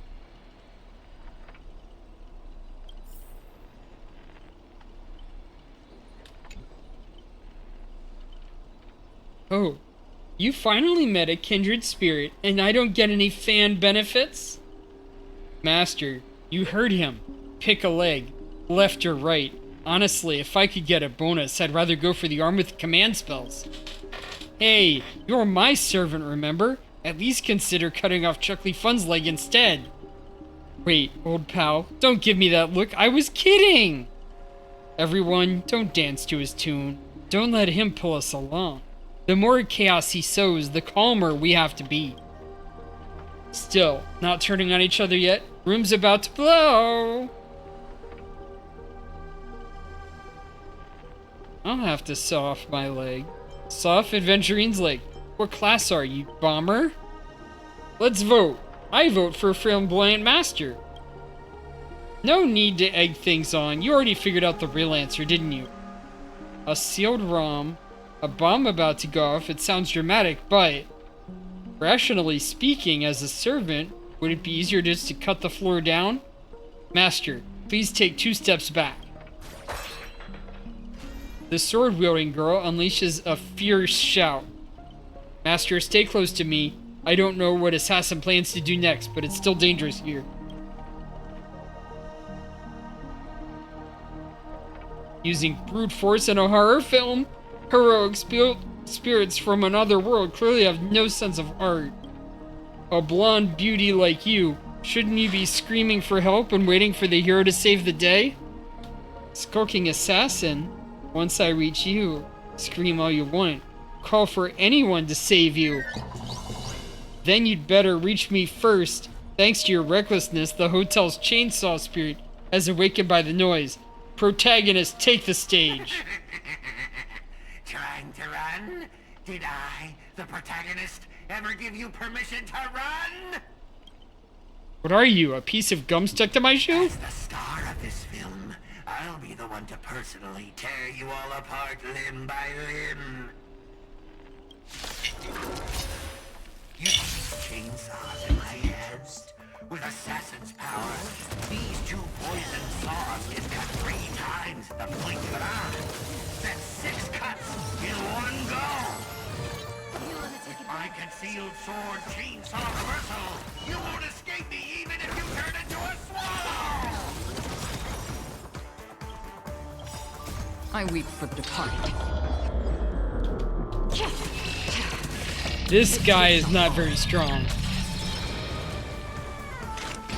On still waters of oblivion. Look at that. I'll take it on. A cute playset with enough believers.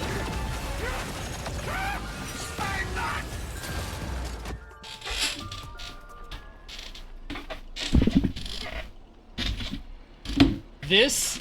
What kind of evil spirit gets beaten to pulp by its victims? Hug. Forget it. Producer, I'll take 5. We'll be needing you again later. So this is the power of heroic spirits from another world? Figures. Penacony's just a backwater speck with 10 amber eras, with no real history or legend or history. Of course we pale in comparison to true heroes. But that's also why you're going to lose. I'll take each of you runaways, one by one, and turn you into obedient extras for my film. Pray tell, does anyone look like they're running from you? Don't get ahead of yourselves. Act 2 is about to begin.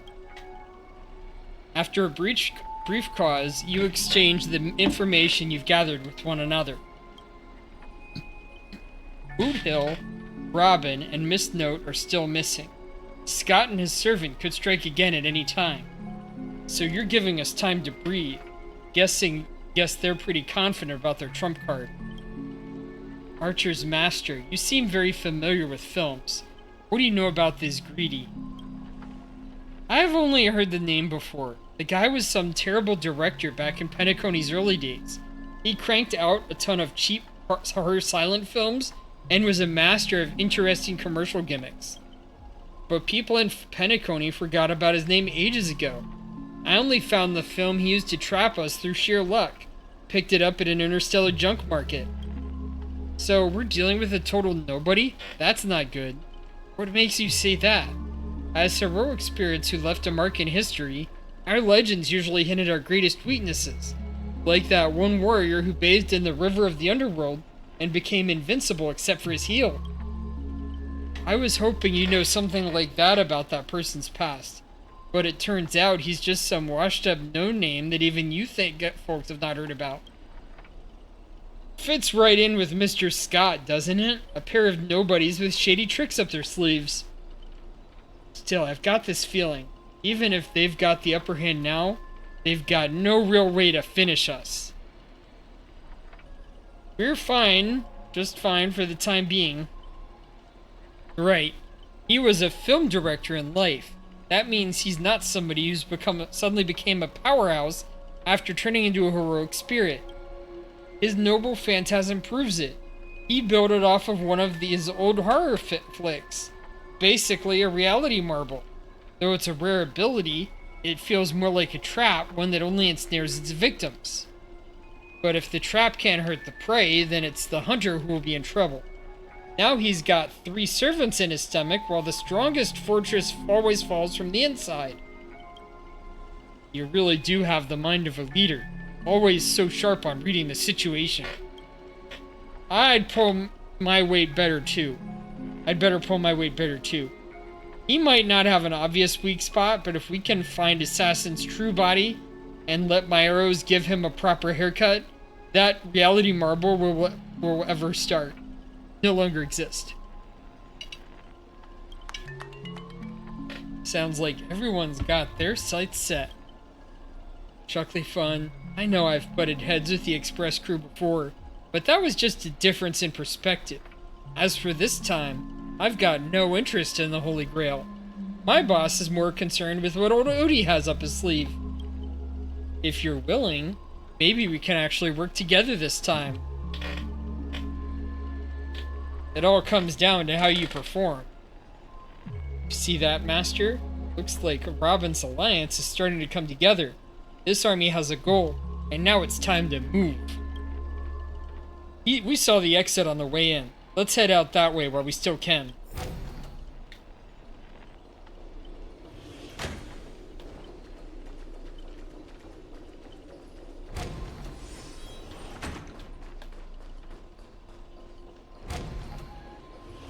Oh, look at this, an endless hallway. an endless corridor, a layout completely different from before. What an annoying bounded field. If I can't bring this space to calm, feels like we just loop back to where we started. If we don't find some kind of countermeasure, we'll be stuck running in circles forever. Master, why not leave some of your chips and dice around as markers? You don't need to remind me of that. I've already tried it, but didn't expect Greedy to be such a greedy money grubber. Hey, don't go throwing shade, extra boy. I was just cleaning up the set as usual. Gotta make sure random props don't ruin the scene. The next scene is all about IPCs trapped in a haunted hallway and cursed to suffer forever. Nowhere to escape, and no one will ever come to help. In here, any struggle is just wasted effort. Is that Miss Robin singing? Greedy, looks like you forgot that you didn't only trap in us in your noble phantasm. That's what you get for cutting the budget, Greedy. While you're busy writing, direction, and starring as yourself, Miss Robin has already found the way out on the other side of the set. Everyone, follow the music. Producer, you useless piece of junk. I sent you to ambush 2 more low-threat characters. How did you still mess that up? And this music. Why can't my noble phantasm suppress it? Looks like you've been dead for too long. Forget your own trade, huh? Even the...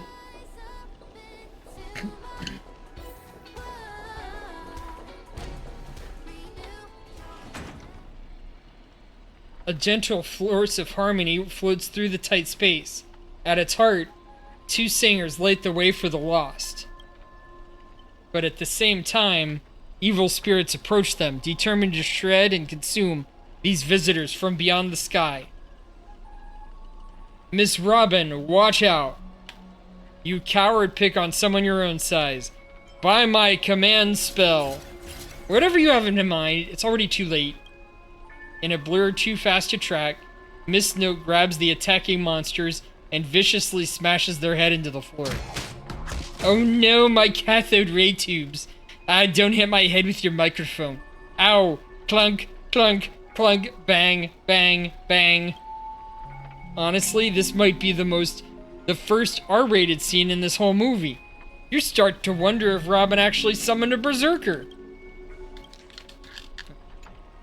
That's it? The guards back in Asdana prison were tougher than these things. Truly.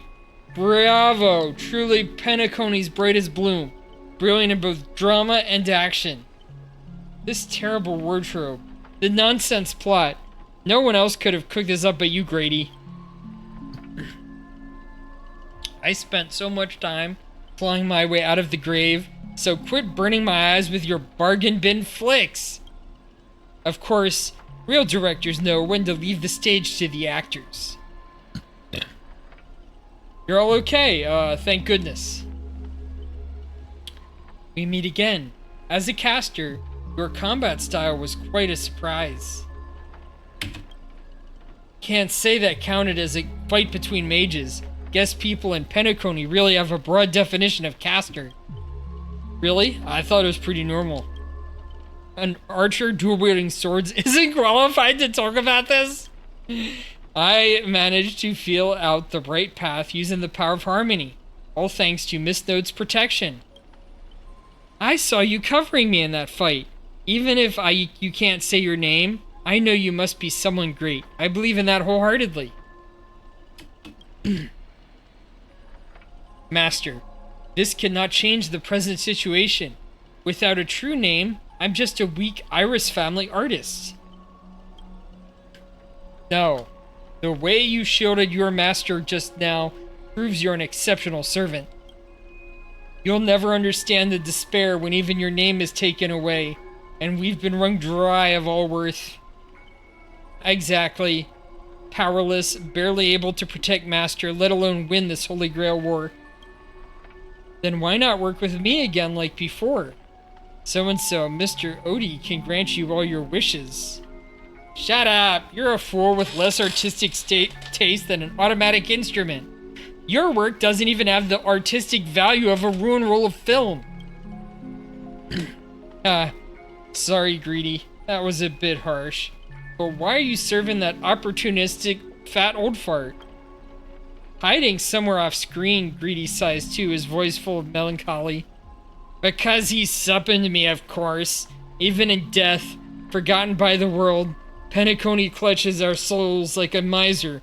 But hey, sweetheart, at least we have a chance to rewrite our past failures this time.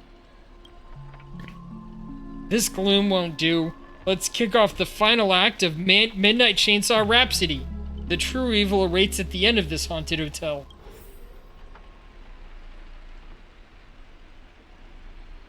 It's given that Persona vibes. And a little bit of ZZZ. Whoa, the director really went all in this time. Greedy, is this what you meant by giving me more power? The surviving protagonist finally reaches the heart of the hotel. The evil spirit appears through the screen. Then I gather all the lights and effects on you, shaping you into an invincible monster. Lyndon Scott, you'll become a legion of evil spirits. A horror icon etched in the movie industry. I'm all fired up. I'm all fired up. I will take now. Back everything you took from me. You shall pay 10. Yes. But this is more the TV world from 4 I'm seeing. Honestly, the way this guy keeps coming for you, even the wildest British hounds would call it obsessive. Master, what did you do to him? Just some private disagreements. Look, I was young and I didn't know what I was doing. Is it still possible to make it up to you now? Private disagreements? You ruined my life!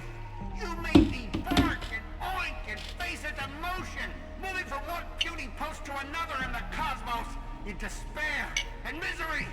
And this is what you call it?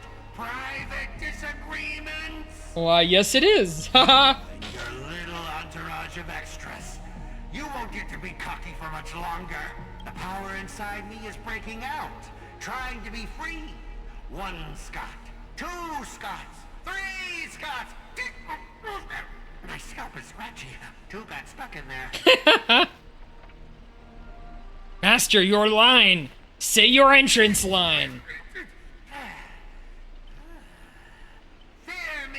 Oh no. For I am everywhere. In your dreams, in your shadows, right behind your back. Now I, the Lord of the Wolf Pack, the 1,000-faced Scott, will devour all. Very convincing. Launching my big fire pot spell. I will boil you alive in soup. You will be my dinner. Don't fight, so I weep for the departed. And now it's time to slice and dice and kick pennies into their guts. Weren't you just getting your butt kicked a moment ago?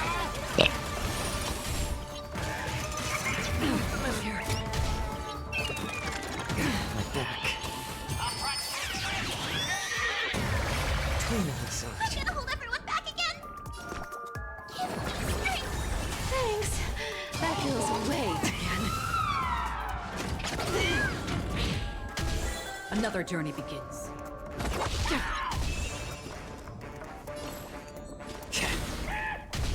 Well, they're almost dead.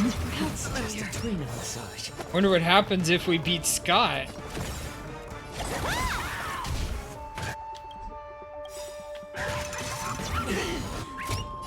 I weep for the departed. It too shall fall. We are gathered here today to commemorate the many Scots who have sacrificed their lives again and again. If that weights weren't dragging me down, I'd have won ages ago. The true lone wolf walks alone. Only weak rabble sticks together. Coward! You've been hiding at the back all this time. Even my eyelashes did more work than you. Are they all fighting amongst each other? Yes. Ugh, fighting someone like this? There's no honor in it. Brady, do you still even want the Holy Grail? Go change the script on the fly. Move the stage props. Give me more power. Let me crush them all. Crush them in the palm of my hands like a true villain. Sorry, Mr. Scott, I was wrong about you. You're a natural comedian who's only good at playing comical characters. Dropping you into a horror flick? That's not just miscast, but an insult to the lens. Great minds think alike. Actually, I think that was generous. Are you trying to betray me? Don't forget, I am your master. With my command spell, you'll have to...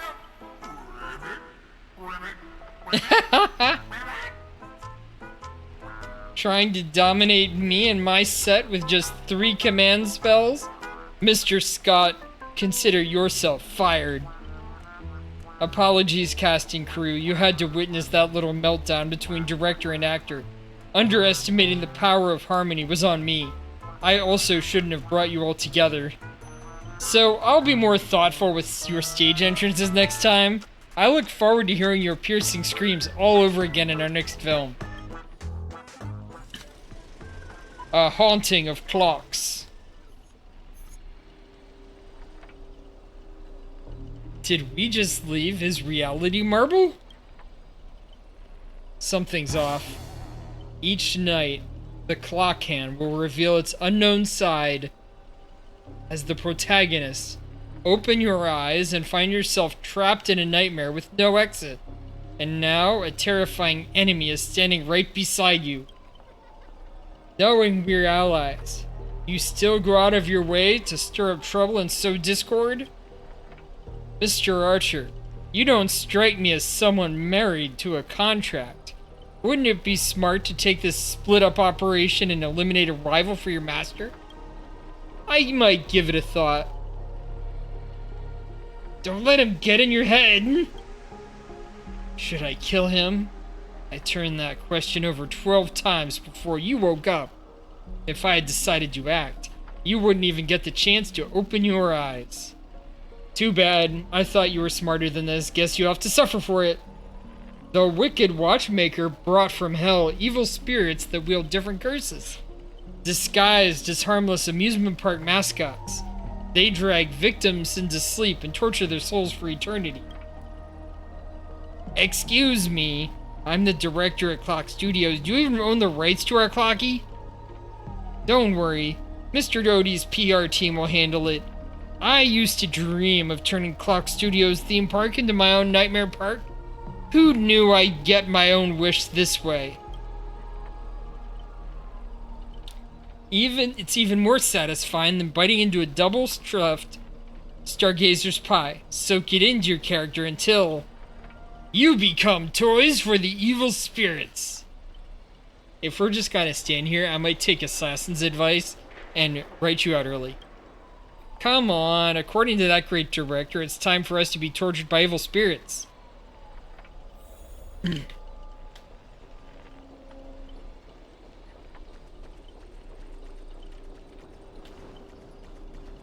Here we go.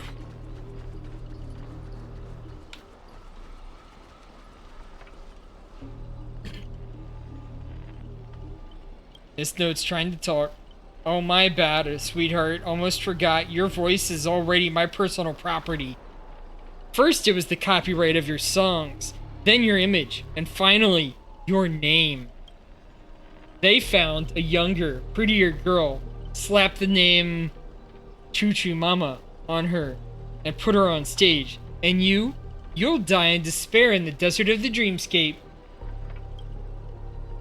I'll devour your body piece by piece, and even that fake name, Ms. Note, will be mine.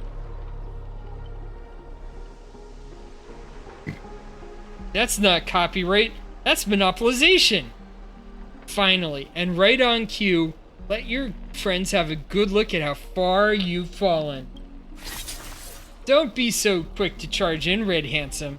I might look frail, but I could still drag Miss Note down with me before you land a hit. And why would I spare an enemy servant? 2 birds with 1 stone sounds perfect to me. You seem like just another hollow loudmouth like Grady. Figures, you foolish off-worlders don't realize how powerful this nameless servant can be in Lake Penacony. Call it charitable performance. Let's give you a taste of what Castor can really do. The voice of harmony will compel all life to tune and become my familiars, and you'll drown in syrupy oblivion. We'll see about that. Anyone who fights with a stolen weapon is bound to get hurt by it. If I were you, I'd think twice before swinging something you ripped off from Miss Note. Master, are you alright? I was about to do some more stretches. Archer's threatening me. Let's fight side by side. No need to trouble yourself with small fry like this, Master. Trying to steal the spotlight from the star? Whoever takes them down gets a lifetime supply of Soul Glad from our investors. For Soul Glad? For free meals. Seriously? Soul Glad and 2 bottles of syrup and you're all in for the devil? What happened to your pride as monsters? I'm a background extra who has time for pride. Human or monster, beast or demon, if you've got a mind of your own, then you've got the right to chase hope with your own 2 hands. If your soul's worth is far more than the pittance your employer is offering. I can't promise you paradise, but I swear I'll always fight on the front lines and not hide behind you while you die. So what'll it be? Spend your life as a dancing puppet for him? Live one moment as a knight? It's not too late to turn back now. There's only one answer to that. Wherever my king's sword points, our hearts shall follow. I was here first. How are you controlling my familiars? That's what the writing skill is for. You traitors. One pep talk and now you're switching sides? You're just extras. Don't you want your paycheck? Look at you, acting all high and mighty. What else can you do besides throwing money around to strong-arm us? I'm the king of Knights Mountain now, not some familiar you can boss around like a dog. I bestow upon you the name of my beloved steed, Blomray 3. Now, come with me. Let us vanquish the evil before us. In the name of the king! Wait, if you kill me, you'll all vanish too. You're still my familiars. I failed to protect Master, was forced to separate from her, and now to make matters worse, it's the enemy who came to save me. This is where you say thank you instead of sorry. But no excuse can cover up my incompetence or negligence. A powerless servant is nothing but a worthless doll. About Miss Robin, there's something. Never mind, just come with me.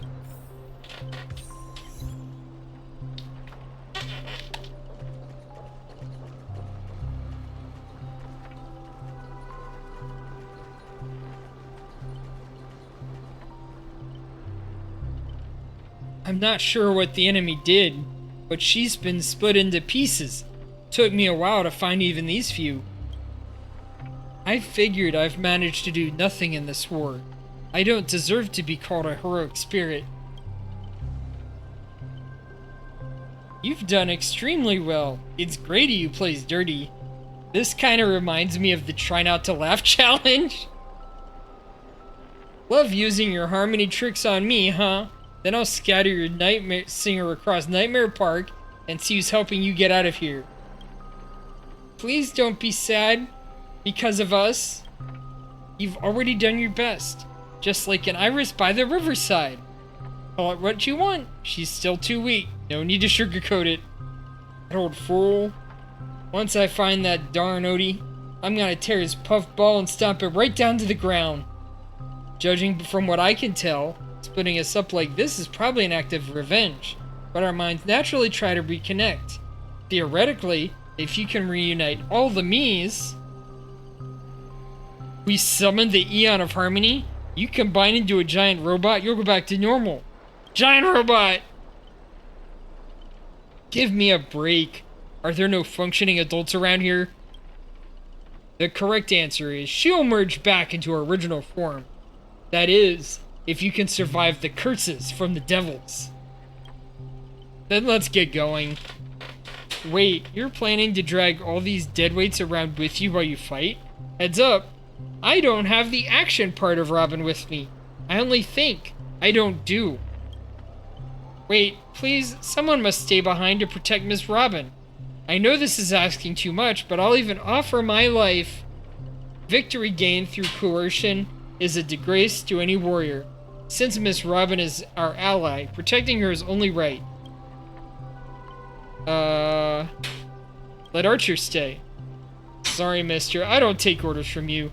My master is still missing, so I have no reason to babysit this shattered kid for you. I'll stay. As a master, your resistance to magecraft is far weaker than ours. If Grady knocks you out, I disappear with you, and that's exactly what the enemy wants. Then let Saber stay. This is indeed the best solution at the moment. Archer, please protect Chuckley Fun. This is all as I ask as an opponent. Don't place too much faith in me. I always have faith in every friend of mine. Master, good luck. Alright, let the knight stay here with the princess, and we'll go reap some enemy lives.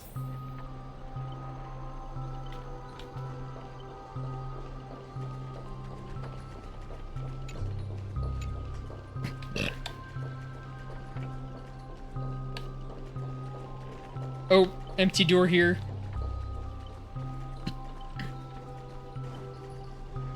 Ribbit, evil spirit, why do you despise humans so? Is there not a single ounce of love or compassion in your heart, Ribbit?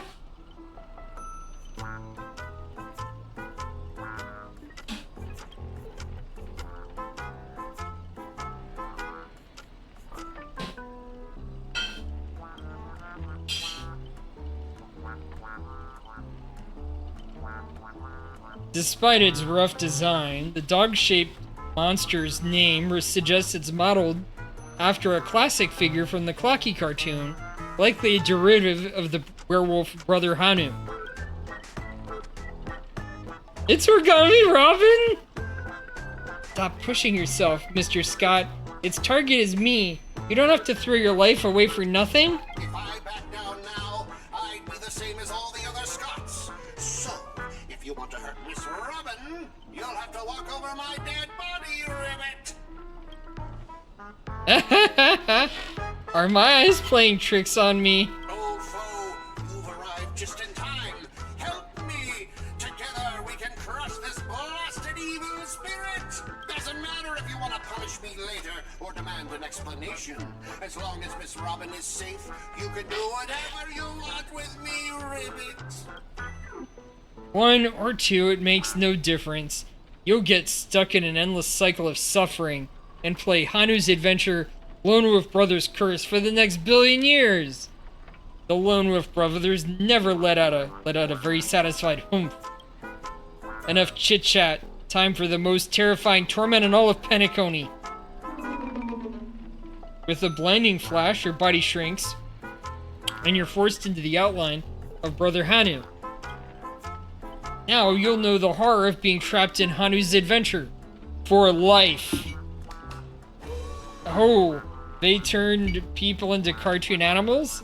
Is this some magecraft from the age of the ancient Greek gods? No, the mechanics feel entirely different.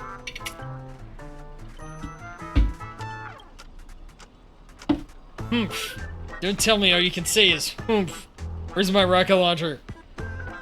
I know you don't have a lot to say, but to preserve the integrity of Hanu's Adventure, all you can do is let out a very urgent humph. They even lost the ability to speak rationally? Maybe I should just leave him. It's not like he was all that hopeful anyway. Huh? You let out a terrified humph. So, you can understand that. Well, I guess I can't leave him. Can you make sense of what he's saying? Of course. Brother Hanu says that he wants to punch that evil spirit right in the face. Ribbit? How did it come to this? Is this a nursery? or a zoo. Surrounded by animal echoing cries, a vein throbbed faintly on Archer's temple. It was the worst mental trauma he'd suffered since the first Holy War began. You really want to tell Archer that you need a Hanu TV to return to normal. Maybe you should look around for clues.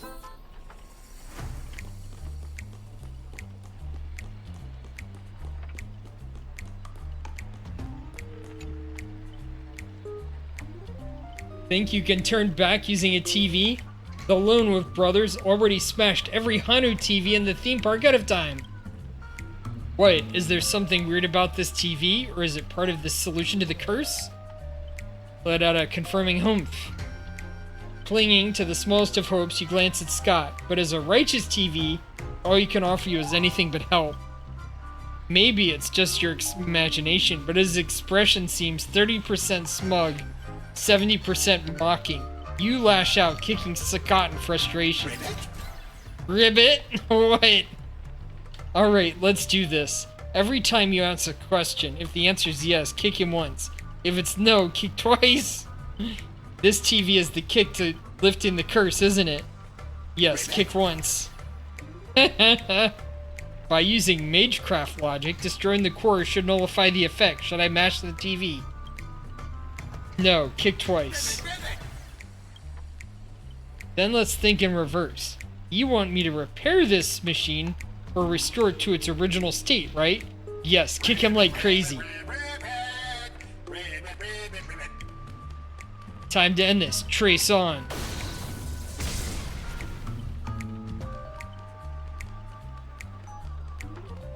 Back to normal. Impossible. You actually found a way to break the curse? That's cheating. Doesn't count. I demand a rematch. You think you'll get a chance, second chance with the same trick? Looks like I won't have to step in after all.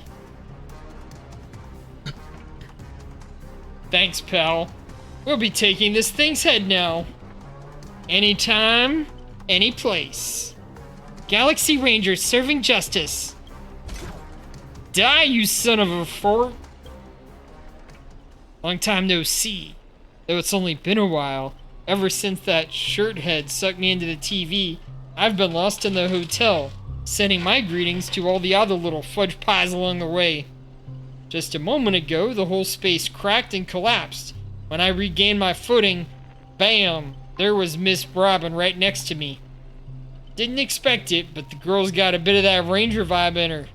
By the way, what's that fudging thing raised by the nosewalker next to you? Prisoner? Ribbit, here comes a hero of justice, Ribbit. Huh? Alright, let's get down to justice.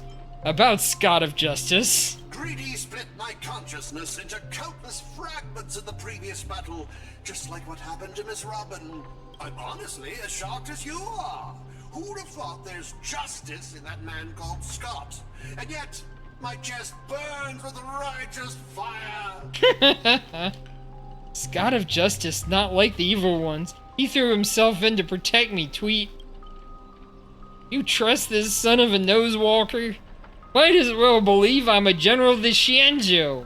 No offense, but making someone like him turn over a new leaf is like asking the Antimatter Legion to plant trees in the Kingdom of Banditry. I completely agree. We can't afford the risk. If the enemy cursed him or turned him into some kind of special familiar, then I thought, what if this is all part of Scott's plan?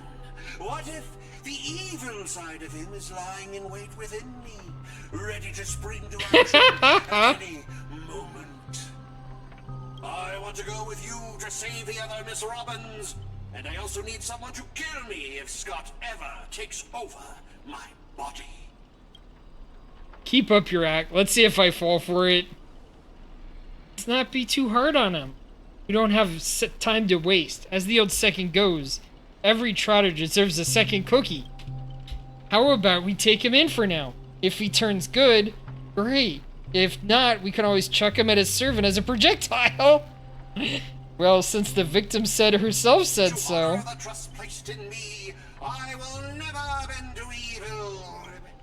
Miss Ranger, we'll count on you to escort this little bird back to Saber and the others. We'll wrap this up fast, find the rest of Miss Robin, and track down my unreliable master. Ribbit. I'll prove my justice with my actions, Ribbit.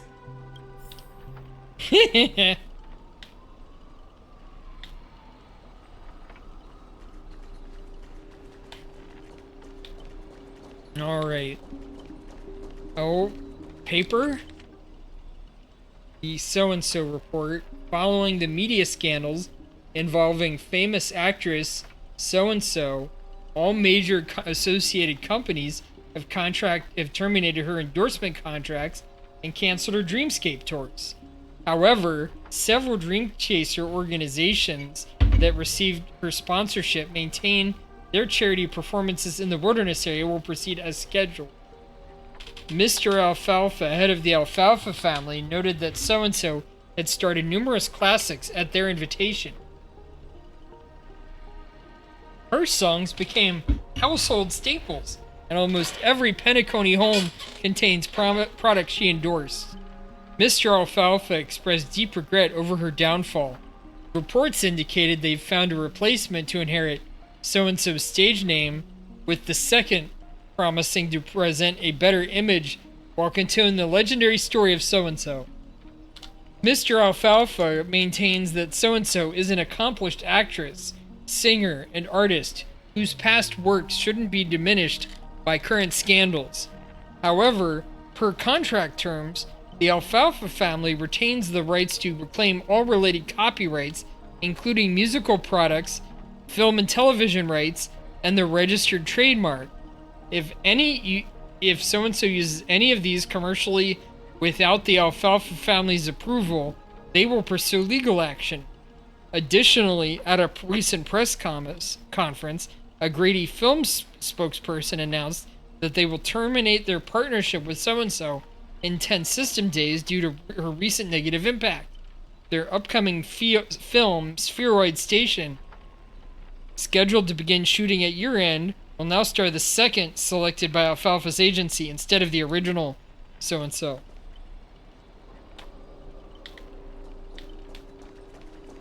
Alright. So that's the story about how she got replaced and became Ms. Note.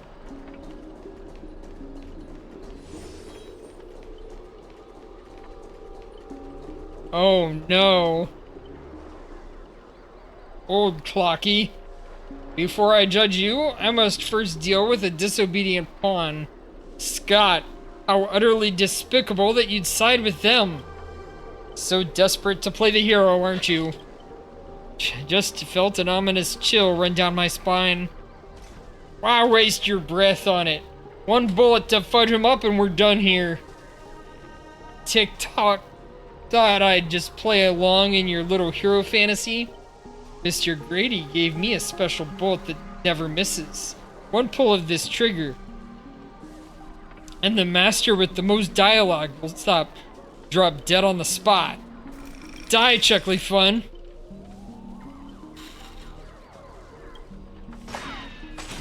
Scott took the fatal hit meant for you. Can't keep going with all of you. But I'll die happy, knowing that I gave my life for justice, to keep others safe. Scott, are you serious? Don't you dare die on me! The night we broke up, I lied to her. There's no such thing as a Scott of justice. What? That justice is a part of the name. It doesn't mean anything. What do you think? How would you rate this shocking reveal? Director, heal me up! I worked so hard to lead them into the trap, and now you're shooting me in the butt! Penacony profanity. If your worthless scene-stealing self hadn't blocked that bullet, Old Clocky would have eliminated Chuckly Fun already. Who are you to have the audacity to act proud? I sent you undercover to deliver a crushing blow at the story's climax. Instead, you couldn't even manage basic narrative structure. Even a child would tell you were putting on an act. Since you're so desperate for attention, congratulations, Mr. Scott. You're hereby demoted from actor to stage decoration. You don't even have a behind. Just get up and the pain will be gone. Just one more bullet and no more pain. Old Clocky. Quit playing dead. No complicated scene. No paycheck for you. Tick-tock. What gave you the impression I was faking? My clockwork's been ticking away this whole time. Did you know? For a demon, manipulating human emotions is like playing an instrument. Just a light touch and you get something like this.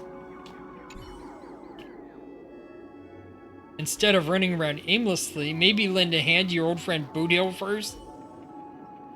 Oh. Haha. That was so fudgin' satisfying. Time to break out the old Helder and smoked malt juice to celebrate. Uncontainable joy surges through the man's heart, sending him into euphoria, and yet this is nothing more than a common mental attack. Watchmaker, witness this. Your most prized trick now belongs to me. Darn it, for some reason I have the sudden urge to dance with this jerk. Tick-tock, behold the clockwork invented by the watchmaker, the devil who once ruled Penacony. In its presence, even the strongest-minded individuals become nothing but blank pages, easily rewritten at will. How is your powers range so ridiculously broad? You dare use my own powers against me, Grady? What are you some proud of, your cheap imitation? Knockoff characters don't need to worry about balancing power in the story. Messing with your pro Boothill? Big mistake. Come on, Chuckly Fun. Let's show this knockoff what actual clockwork can do. Please reset Boothill's emotional state back to normal. Look at him! Alright. Satisfied Boothill is nuts. If you're reading this, it means you chose the wrong opponent. Well, what do we do here? Poor little thing. Trying to save your friend from a curse when you can't even protect yourself. Surprised your clockwork is useless? Shocked? Confused? Well, of course you are. The power of your clockwork comes from Clocky, but I am old Clocky. When the junior meets the senior, it's only natural for you to fail. Now it's time for this old man to teach the kid a lesson. A feeling beyond words clutches at your mind. Not one of Clocky's 4 different emotions. This is darker, heavier, like a silent quagmire. Departed loved ones, betrayal by those you trusted most, the shadow of approaching death. These manufactured emotions burst in your heart, leaving just a blank void that watches you with the empty eyes of a corpse.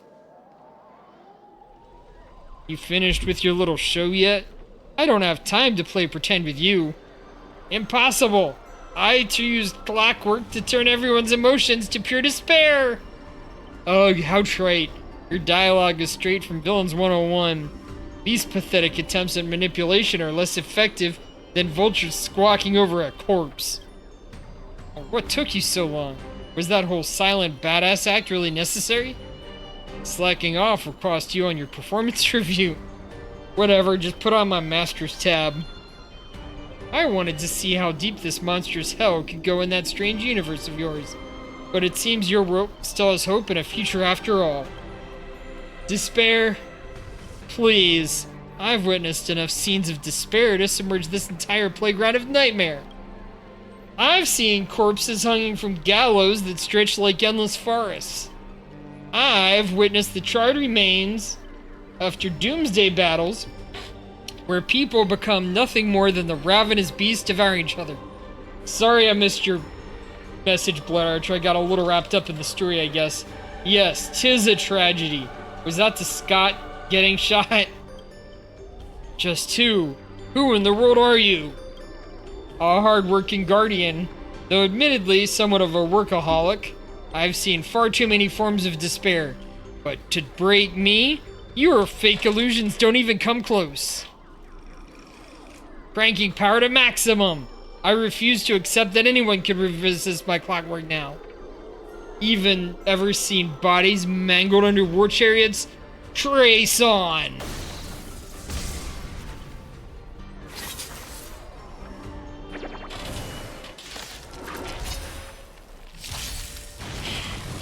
Refusing the toast? Oh, I thought I'd get the flame. I do have them built up, I think.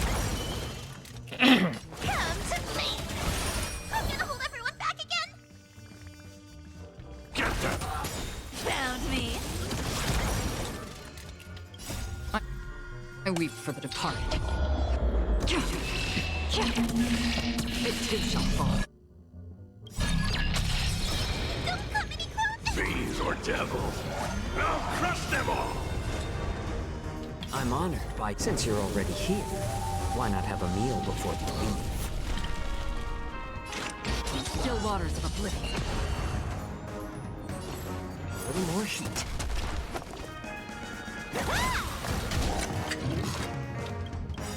Our cute play session is with enough believers. Lies become reality. Yes. Don't get smug. The director will avenge me. Extra lens won't earn you extra pay. Oh, in that case, I'm dead. Good, now let's regroup with the others. Oh, looks like you just crawled out of a tough fight. Work and Void Song, well, now you decide to appear after we did all the work? Well, I did do something, alright? Some evil spirit called the Revolver Governor got all clingy with me, insisted we play a game, and ended up losing 10 years of worth of savings to me. Look, I even brought an old friend back with me. Sleepy Robin the Feather. After a short break, scattered allies. I had no idea what was happening.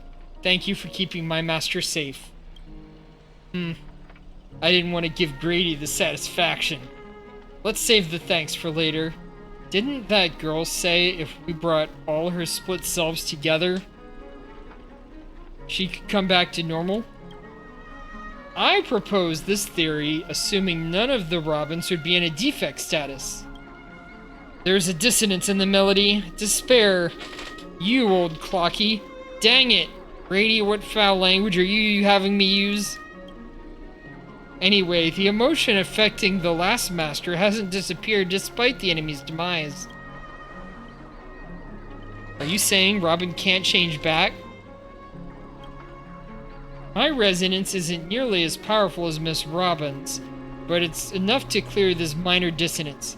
Master, please stay quiet and don't disturb my melody. Ignore whatever you see. These are my internal doubts and won't hurt anyone else. Now, rebuild a melody that's truly your own. Thank you everyone for your help. Without you, I would definitely have been fudging sorry. Seems the consciousness splitting effects haven't completely worn off. Everyone, please come closer. I've decoded this film's melody. With a few adjustments, we should break free from Grady's noble phantasm. Master, you gave me the choice to join the Holy Grail War, and I saved you once in return. We're now square. What a pleasant surprise, old friend. Have you finally understood that who it is that can truly grant your wish? The evil spirit must be affecting you. Let me tune you properly.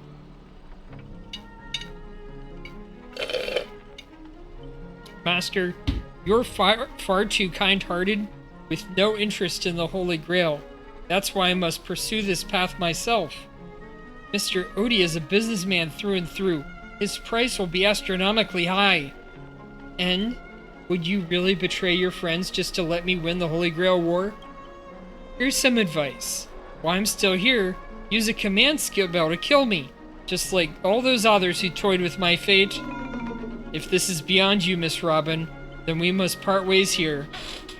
Is this a declaration of war? Since you're no longer Miss Robin's servant, I have no reason to let a potential enemy walk away. I can tell you're still hesitating. Before I draw my blade, there's still time to change your mind. Everyone, are you forgetting something? I'm still here! My old friend has finally found her path to her fulfilling with, and I won't let anyone block her way. You want to escape my noble phantasm? Then I'll just have to add some more excitement. The second screening is ended. See you in the final nightmare. Goodbye, Master. May your kindness never meet betrayal. Director, what about my butt? My butt. Act 3. Plan 6 from outer space? Lead actor's self-deceiving heart. Hero's blood. Hero's blood. Monster's blood. In this third act, the story details how explorers cause bloodshed in strange worlds. This is exactly what dream chasers of the pioneering age live for. Dagdum wubbaboo, when will this ever end? Aren't these movies all the same? Oh my. Even a proper pioneer like the cowboy can't bear to watch any longer. Director, though I don't know your life story, but surely a box office disaster and a miserable end seem all but fated. And you, Mr. Scott, did you change your tune just because you are planning to abandon the darkness and embrace the light? Looks like not even an assassin's master can tolerate his trashy films anymore. Director, did you place me in the wrong spot? I'm still among the bad guys. No, no, no. Given your stellar performance earlier, our partnership ends here. As for old OT, I'll follow a claim for accidental causality compensation on your behalf. It'll be issued to your family.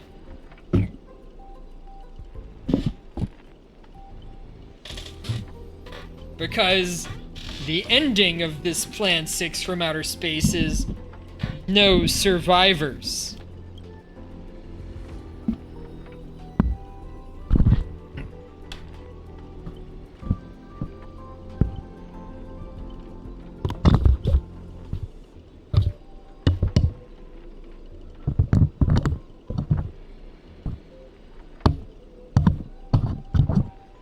Sorry. Got technical difficulties.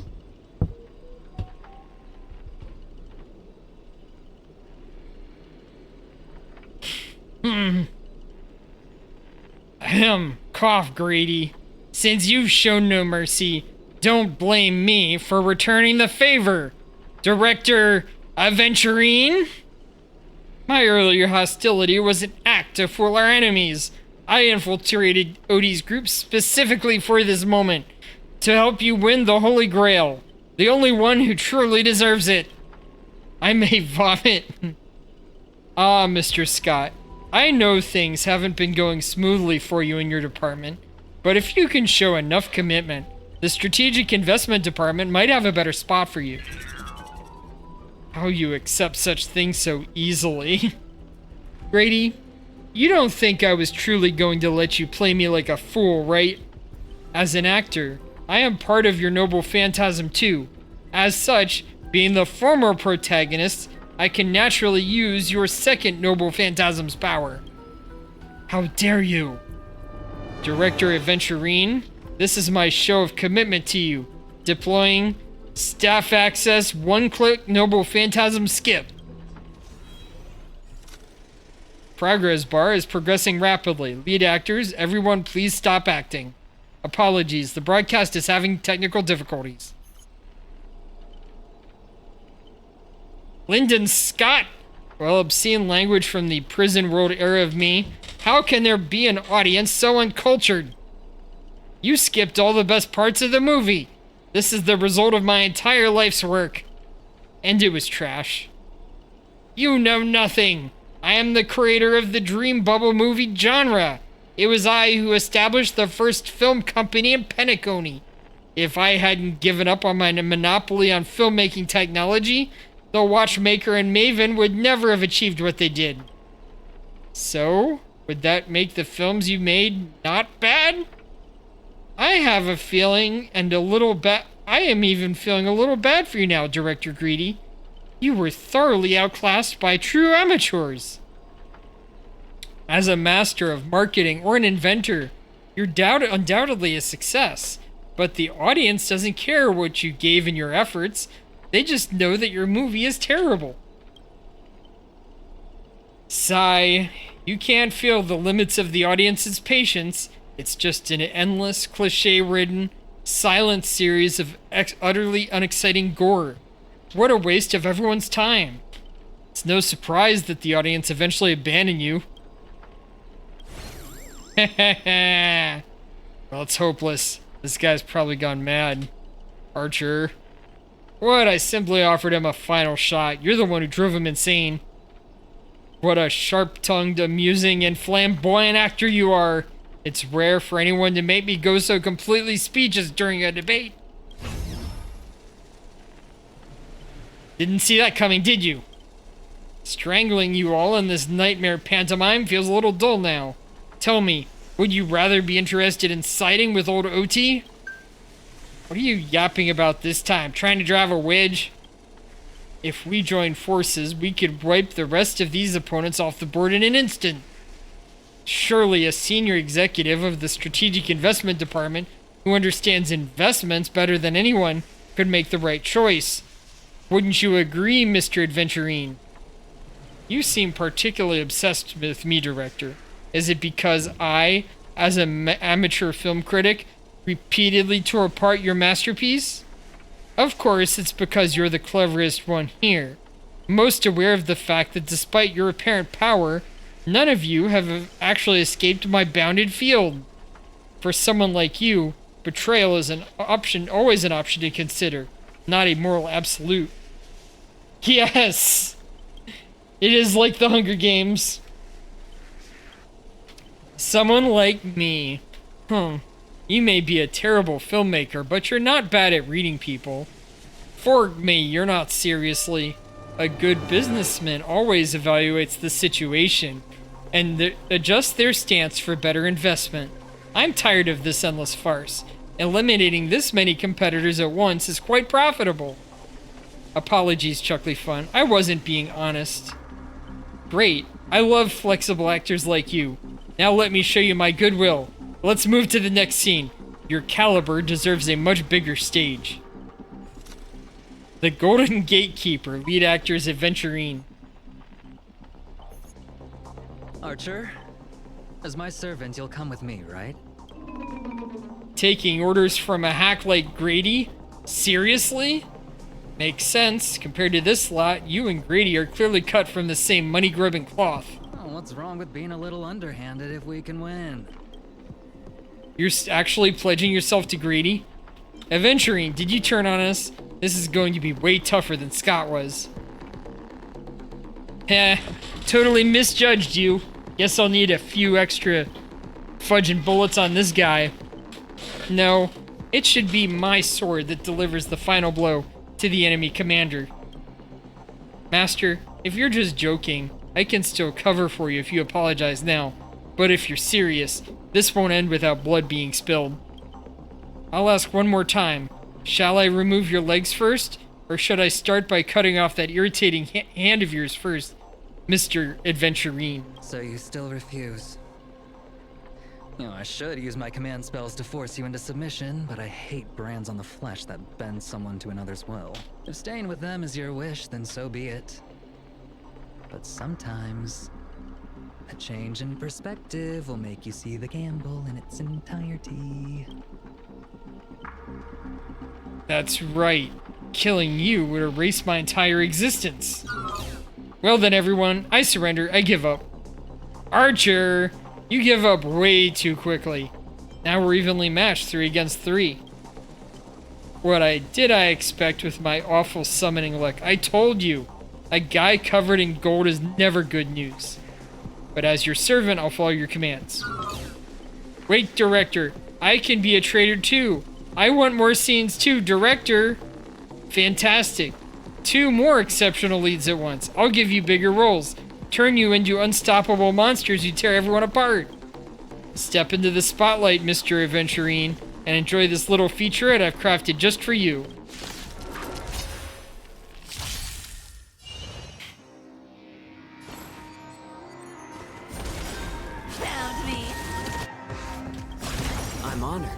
Since you're already here, why not have a meal before the leave? And maybe this is the boss battle? I weep for the departed. Oh, he is not standing up very well to my team.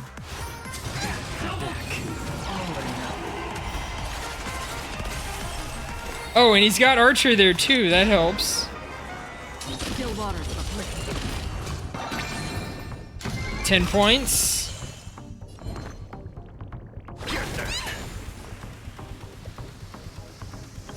I weep for the departed. Mid-boss, okay. It too shall fall.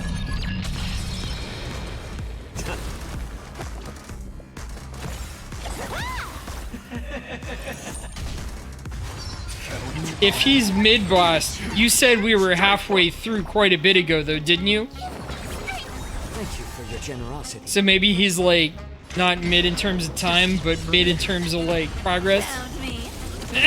How about letting the enemy strike first? I'm honored by your presence. Since you're already here, why not have a meal before you leave? You can't run.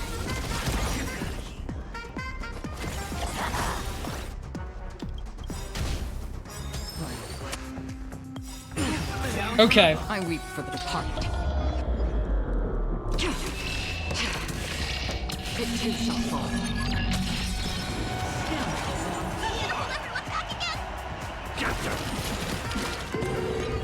Another journey begins.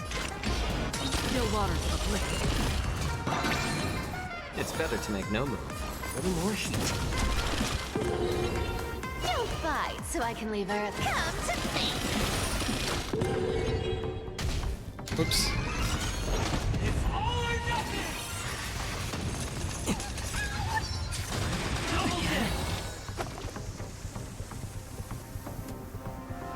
I weep for the departed. It too shall fall.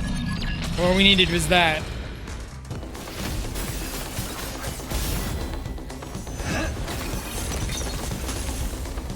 Are you seeing the enemy's position now, Archer? Now it's time to put an end to this!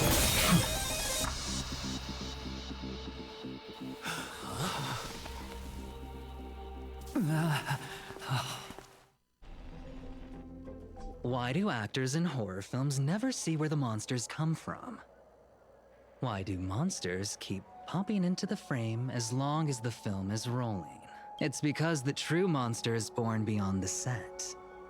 The director's lens is the real cradle of terrors. Your presence concealment skill is simply a manifestation of the theatrical rule that characters in the story cannot see the cinematographer filming behind the lens. Okay. But monsters are different.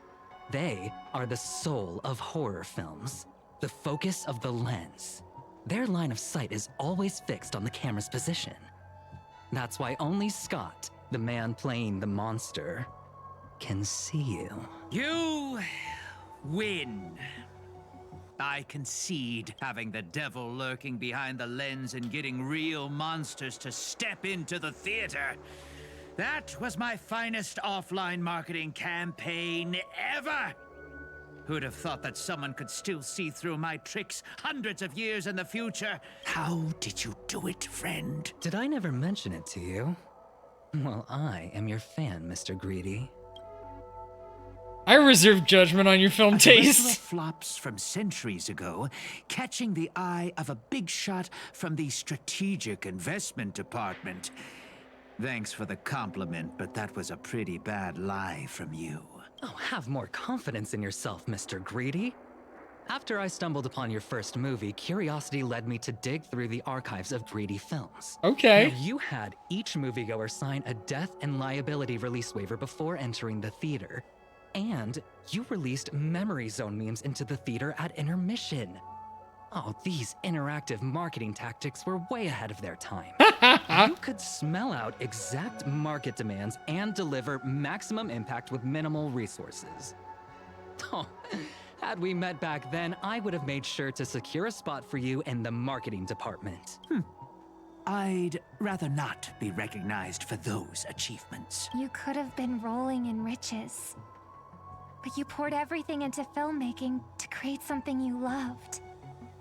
You're a director worthy of respect for that alone. But what you've done is unforgivable. The watchmaker said almost the same thing to me back then.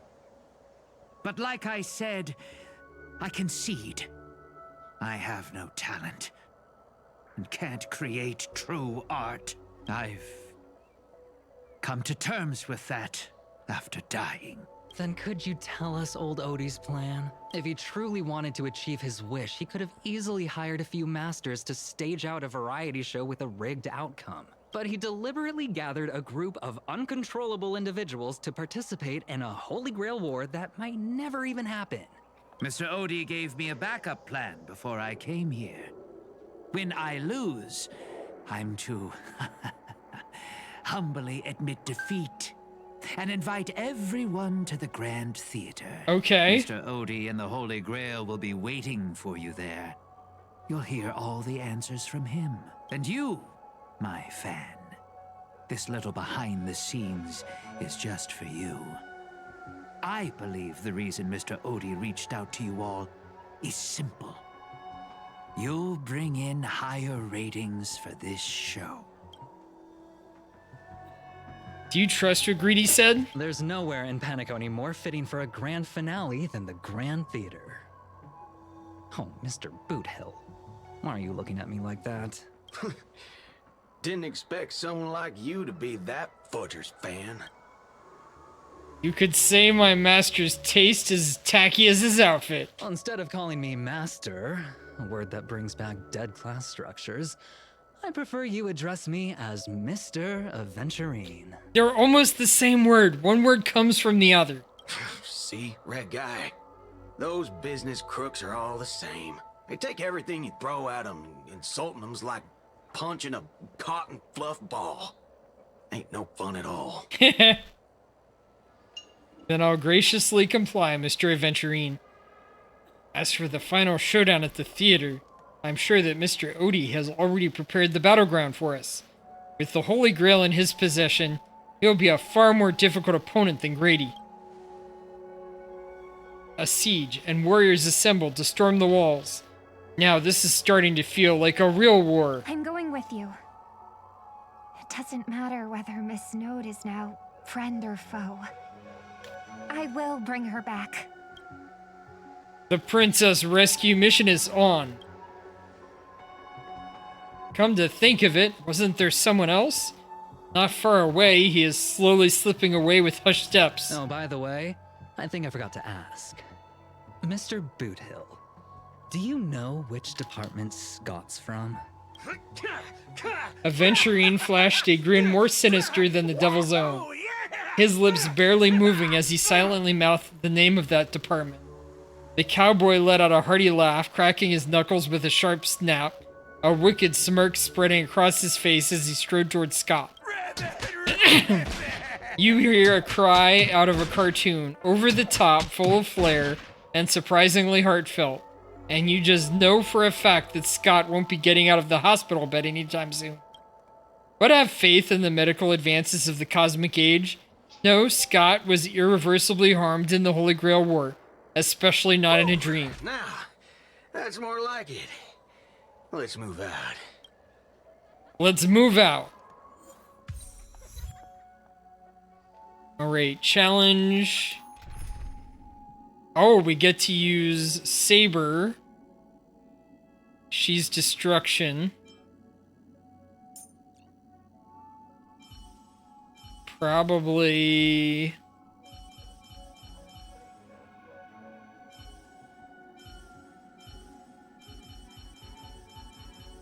Let's see what she does. I don't remember. I can't see.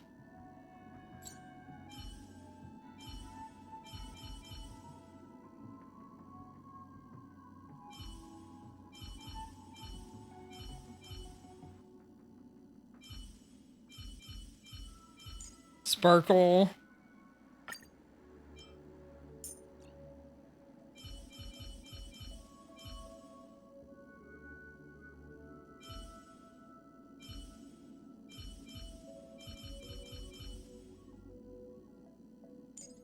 Because I love Firefly. It's that simple. Lady Treeby, make sure you fly safely. Oh. I don't have any team that matches up with that. So let's see. Imaginary and physical are my worst teams by far. So, instead of you, we'll let you. No.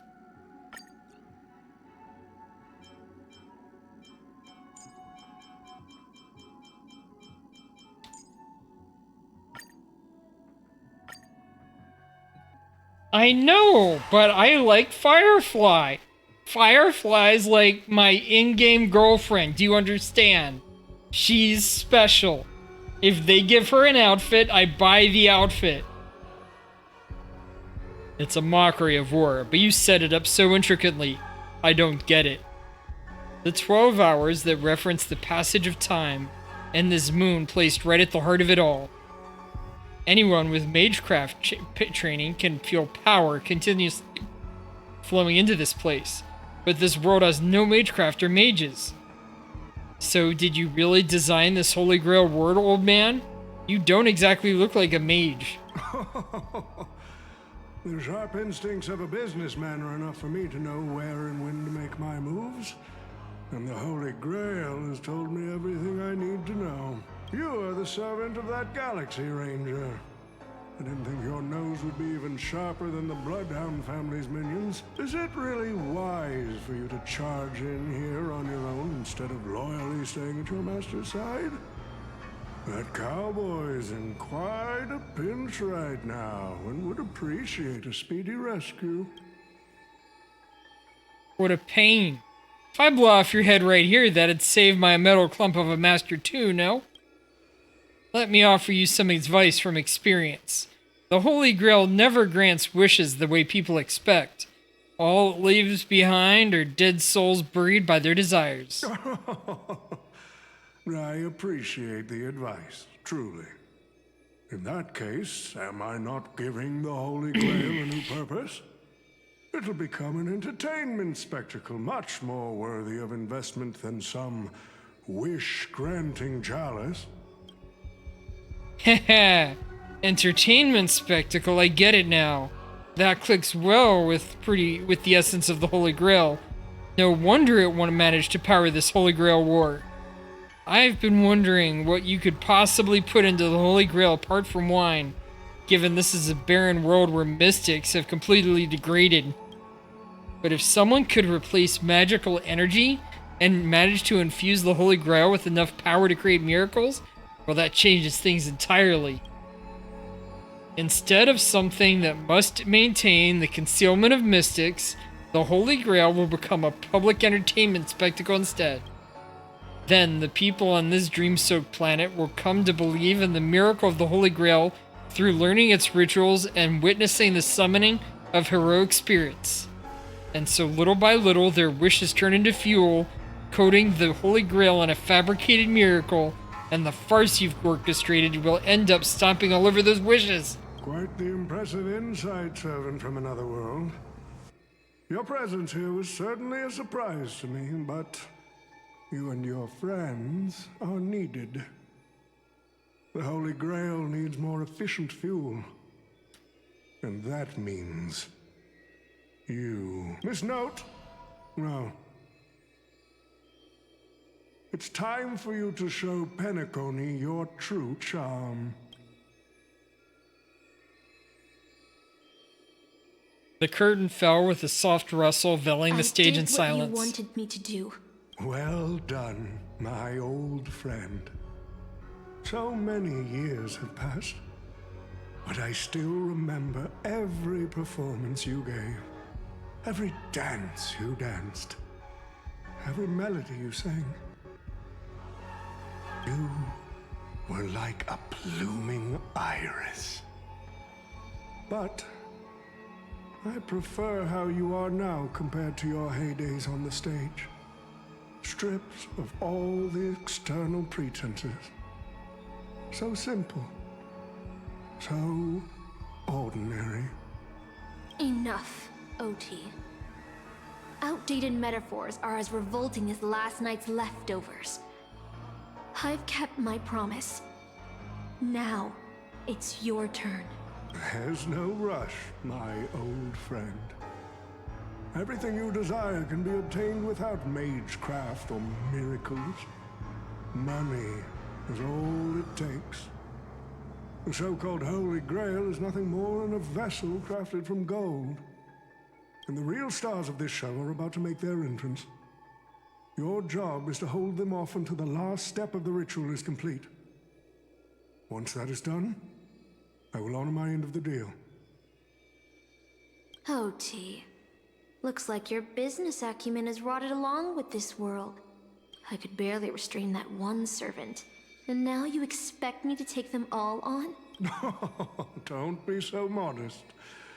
Unlike Greedy, you are a true artist. You have the talent to bring thousands of characters to life, all on your own. I will give you the power the Holy Grail has accumulated so that you can crush them all. Then this grand spectacle will come to a glorious finale.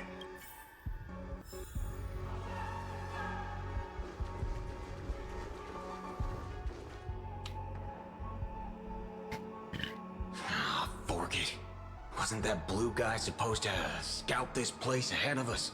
Haven't even heard a single peep from him so far. Could that old man have pulled a fast one on him? No signs of battle. This doesn't quite seem like something Lancer would do. Maybe he went fishing, or is he lost? What I know about that man, he might stir up some pointless fights just to walk away happy. His note. I'm glad you're okay. Wait. Something's off. Miss Note.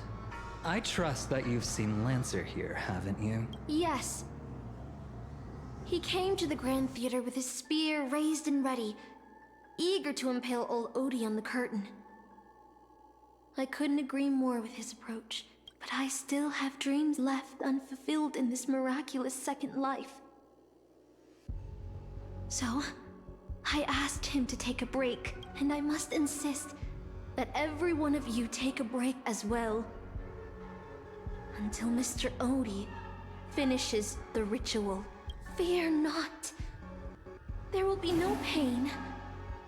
Please, leave your passion and ambitions on the stage. Like how actors shed their fatigue and makeup behind the curtains. And rest. Let the curtain fall! Cannon can present!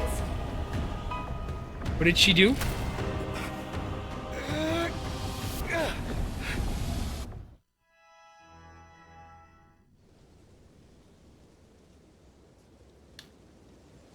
Where's this? Are we in Genshin? How is this possible? Why am I in Britain? Is this your homeland? Activated her noble phantasm. Yes, I remember it all. Every tree, every blade of grass, the fields, the wind scent, and this town. Does Castor think she can trap me with these memories?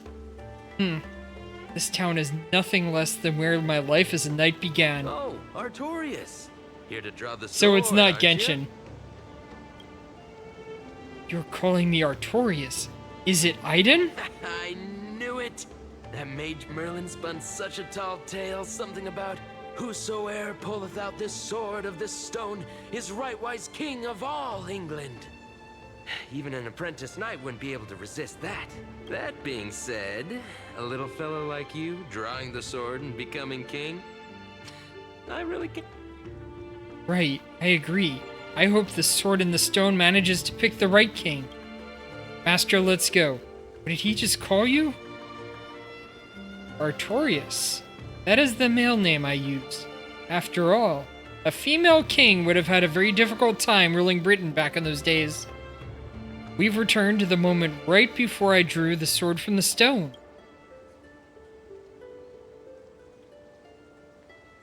I thought Castor would use monsters, foreign armies, or even dragons to trap us here. How I miss all this. I never returned here after I left as a knight. What we see before us is the childish dream I had when I was still just a nameless nobody.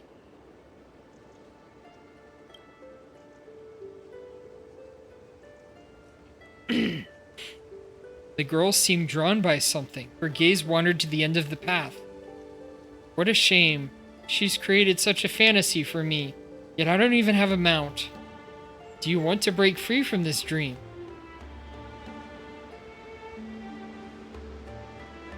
My greatest dream as a child was to have a mount of my own, to become a knight, to ride a horse, to follow this very path across the fields and reach the grasslands where Ector's house lies.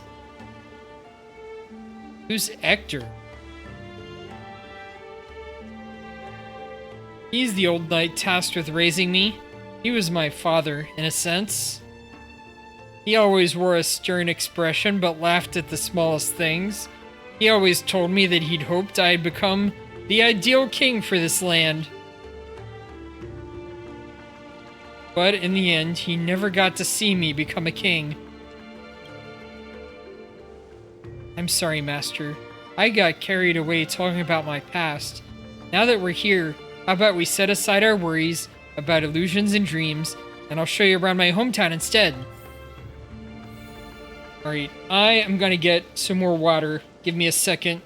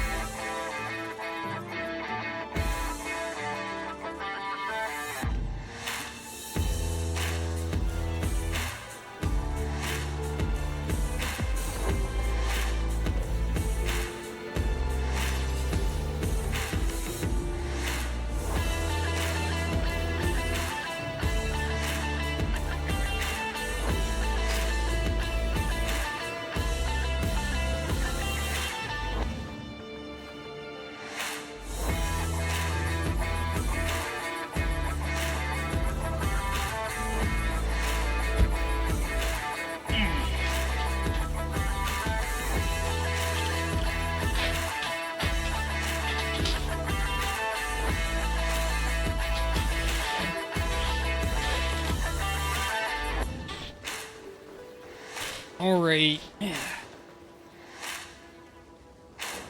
There, beneath a tree, a tiny night doll rested, as if lost in a dream that would never end. Her face! If this is the soldier summoned by Castor, they must be an incredibly powerful opponent. It looks a bit like you, though. I've never seen a toy like this. My first 15... Sorry. I've never seen a toy like this. My 15 years were mostly spent caring for horses and honing my swordsmanship. During my breaks, a mage named Merlin would visit me in my dreams and teach me about ruling as a king. What about you, Master? How did you spend your childhood? You've never talked about your past. Actually, I don't remember a lot about my past. The only thing I remember is being woken up by someone in a space station. Really? No wonder your personality is so free. Is it because you don't have a past holding you back, Master? My earliest memory was boarding a train headed for the stars and meeting many kindred spirits as friends. Though I have no past, I have a future. I'm really lucky. Well, even in the face of hardship, you still continuing on your wonderful journey. I wish I did that in my life. Once upon a time, I also wanted to become a specific person. I wanted to save the land I stood on and the people who lived on it. I wanted to repel the tyranny of King Vortigern, the White Dragon. I wanted to deliver my people from the invaders' hostile rule. I wanted to be the ideal king my people dreamed of, someone who would save Britain. For that, I would have sacrificed everything. The mage told me that if I could pull the sword from the stone, then I would achieve my wish. Everyone thought that I would save Britain. So was Britain saved? I didn't save Britain. I once believed that once I slew Vortigern, expelled the foreign invaders, gathered the Knights of the Round Table, and built the impenetrable castle of Camelot, peace would finally come to Britain. But that was all a fleeting dream. The knights who once served me abandoned me, and some even raised armies to challenge my rule.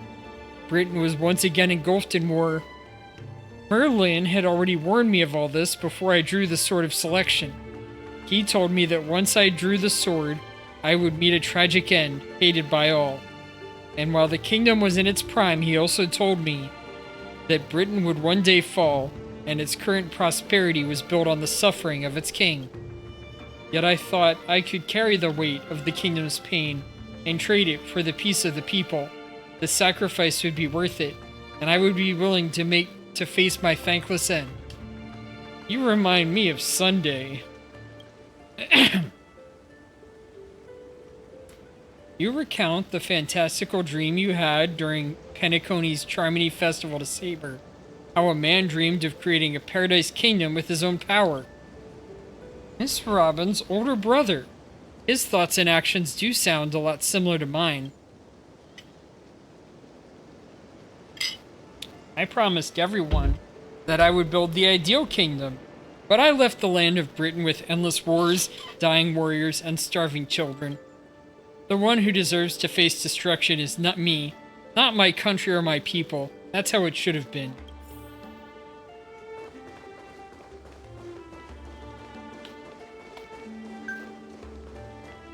So, this is the sword in the stone? I've wondered countless times, had I not drawn this sword, or had there been someone more suited to be king? Would Britain truly have become the utopia I dreamed of? And what kind of life would I have lived? To pull out the sword and become a king, or to give up and stay in my homeland to quietly live out my days? She's brought back to the moment I made my choice. Saber, do you wish to stay? Master, I'm so tired. I wish I had a horse to ride across these fields before the sun sets. Saber! You called out, your voice echoing, but the drowned-out words never reached the servant. In the moment she hesitated, fate had already been sealed. In truth, you were never here at all. What remains in this place is merely a shadow of you who fell into a noble phantasm, lingering in the dream of another. She was nothing more than an ordinary girl. Playing the part of a king was already painful enough. Why should we force her to continue in the delusion known as heroic spirits? Better to cast aside her sword, abandon her glory, and become a nameless nobody who watches the world's grand show on the sidelines. I'll help all of you to remove the hero's garish makeup, bit by bit, until I've wiped away even the choice you've made to become a hero. Until I've wiped away all the pain you've endured on this thorny road, I've prepared a simple and happy life for all of you in this show, including you, Trailblazer. Now... So, newcomer, are you staying? Someone like you has probably already burned through all your luck just trying to get into the Herta space station. But I'll go through the motions and confirm it anyway. Just so you know, working at the Department of Cosmic Geography isn't as easy as you think. Look at me in the eyes and say that again. Where did she send me? You don't know who I am? Guess you're the real newcomer here. Look, I thought I was pretty impressive too when I first arrived. But you'll be beaten into shape in no time. You're just a regular researcher on this station. No one's gonna even bat an eye at your so-called talents and smarts. But I'm the galactic baseballer. And I'm the cosmic geographer. But I defeated Tatalov. I don't remember who that is. Is that a game character? But I'm a nameless. I don't belong here. Are you dreaming or something? Maybe you should take a sick day and get a checkup at the medical department. I'm a bit of a fan of the Astral Express, and I know that every nameless who boards it has been through some incredible adventures. So, tell me, what great deeds have you done? I face-tanked the Doomsday Beast Ultimate. Oh, I've heard of that. Apparently, a valuable relic was stolen from the space station. It was swallowed by a mysterious intruder, which then led to an attack from the Antimatter Legion. If it weren't for Madame Herta stepping in to handle the crisis, we'd all be burnt to a crisp by now. Any idea who that mysterious intruder was? Yep, you guessed it. It was you, brat. The only reason you got a job here is that lead researcher Asta took pity on you. I defeated Fantilli on the Xianzhou. Oh, you mean the Lord Ravager who recently appeared on the Xianzhou and caused a huge ruckus? From what I've heard, her plan was foiled by the general of the Luofu, but the Xianzhou people paid a heavy price for it. Listen, don't use someone else's tragedy as your bragging material. Okay. I woke Penacony from its eternal slumber. Let me guess. Next, you'll say you were invited to the Charmony Festival and became the festive superstar. Right on, bro. The man looks at you with exasperation written all over his face, visibly biting back a snarky remark. I don't know what to say. Oh, I know what's happening now. The Department of Implement Arts imported a batch of dream bubbles. Loads of young, naive researchers have been wasting entire days in them, ignoring even their paid work. You probably ate too much of that Memoria too and thought those illusions were real. Why else would you believe you're a nameless aboard the Express? Well, I can't say I blame you. I heard the Express did invite you to join them, but you turned them down. Are you regretting that choice now? But I did board the Express. Try to yell at the researcher before you, but your wavering voice gives a different response. Yes, I regret my choice. But was that answer truly what you thought? Or was it some sort of elusive manipulation? You try to piece together what was happened, but your memories feel more distant with each passing second. About the Astro Express and the Nameless. Like sand under the waves, your memories crumble and fade, and suddenly you understand why Saber chose to stay, even for just a moment. Why didn't you step aboard the Astro Express back then, on that split-second impulse? It no longer matters. The researcher in the Department of Cosmic Geography standing before you watches you closely, perhaps searching for words of comfort. Or maybe looking for the right joke to shatter the heavy silence. Eventually he speaks. Well, your resume doesn't show any particular skills. So I'll start you off with some light tasks. Sort the Department of Cosmic Geography's expenditure report for the past 6 months. Schedule research meetings for the upcoming month. Collect project proposals from all levels of researchers. Yeah, that should keep you busy for a while. Am I really a researcher? Isn't this the Department of Cosmic Geography? Don't be so surprised. Our department is at the bottom of the food chain on the station. This work happens all the time. I'm off. Be sure to do your job well. He turns to leave, yet could not help himself from looking back at you. Yeah. Sometimes I regret picking the Geography of the Universe course when I was 14 and walking away from quantum history. I felt math was just too tough for me back then. But now I ask myself, would I still be stuck in this dead-end job if I made a different choice? No, come on. Don't worry about the what-ifs. Why waste time regretting a choice you've already made? Look at me. Things aren't so bad here, are they? This is all wrong, you scream internally, but the fury is fleeting.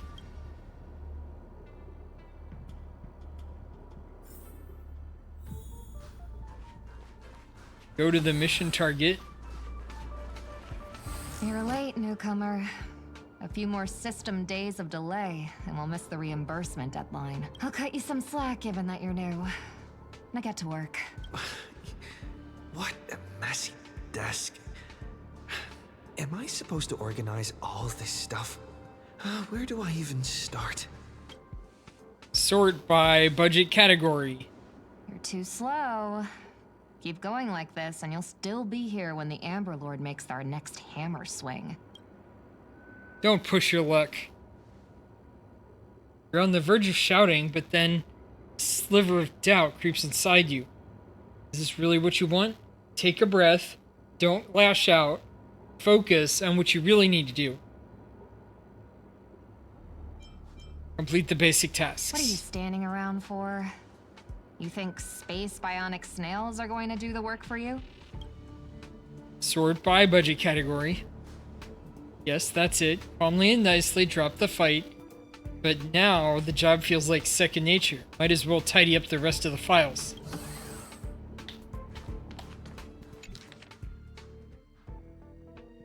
Did you know human memory cannot simulate non-existent things? Never having taken this path, you cannot possibly imagine the Department of Cosmic Geography's research content. Do you understand what I'm telling you? I am you. At least a fragment of your subconscious, the final cry before you don't belong here. Quick hurry, she's become aware. Now you must on your own. Oh. These reports are endless. 3 slices of something purchased from Bellabog. Hold on. I think I've seen that person over there before. If you're going to ask me, have we met before, my answer is gonna be no. But I feel like we've glanced at his work tag. On it is just a single letter. A. Department Domestic Services. Wait, since when does the space station have a domestic services department? Come on, Uncle A. Don't you ever feel like you don't belong here? I dreamt that I was a part of the Holy Grail War. I get it, I really do. Dozens of researchers come up to me every day, all claiming they don't belong here. They think they should be somewhere else because life isn't going their way. It's just another dressed-up excuse to escape reality. As long as your instinct is just to back down and run, you'll run out of places to go even if you manage to get out of this place. Personally, I think this place isn't so bad. No world-threatening crises, no freaks trying to end humanity. The kitchen's convenient too, though the ingredients are a bit odd. We've still got a little girl who throws around gemstones like dirt, but it's pretty much a utopia for most people. There's no turning back once you leave your ordinary life behind. You glance at him, wanting to say something, but decided not to. Changed your mind? Huh? I knew it. You don't really want to leave, do you?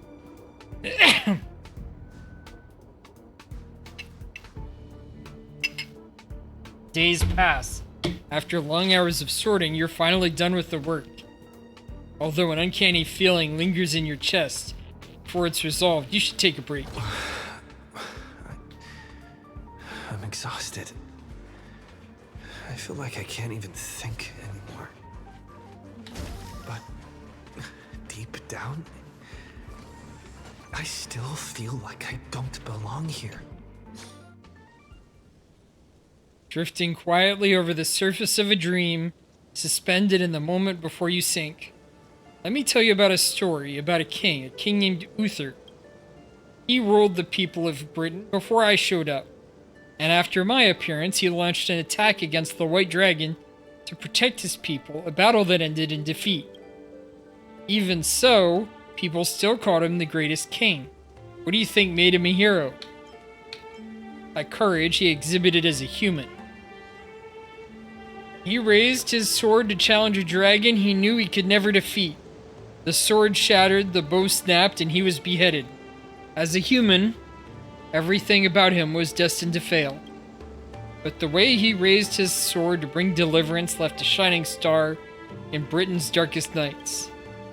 The stars we see may not be their original forms, but their light isn't a lie.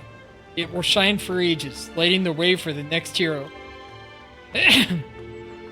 That heroic spirit, who lost her name, referred to our lives as a stage. She used her noble phantasm to erase the star's radiance. But Master, if you still have courage, if you're still willing to become that star, then all the spectators who have seen you will step onto that stage, becoming heroes themselves. Look at me, talking all big all of a sudden, doing a big imitation of Merlin. Where are you? I'm waiting for someone who's about to take the stage. I'm also riding through the wilderness. The dream is nearing its end, Master, for me and you. What a strange dream. Hey, buddy. If you're here to slack off, you're a bit too late. This place is already at full capacity. I'm a model researcher employee. Haha, then I guess I'm the model fisherman. Well, no worries. Your work here, and I'll slack off. We each get what we need.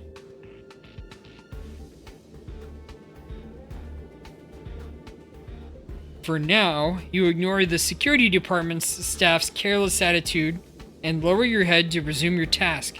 You've got this. You're not losing to some grown-up who's slacking all day.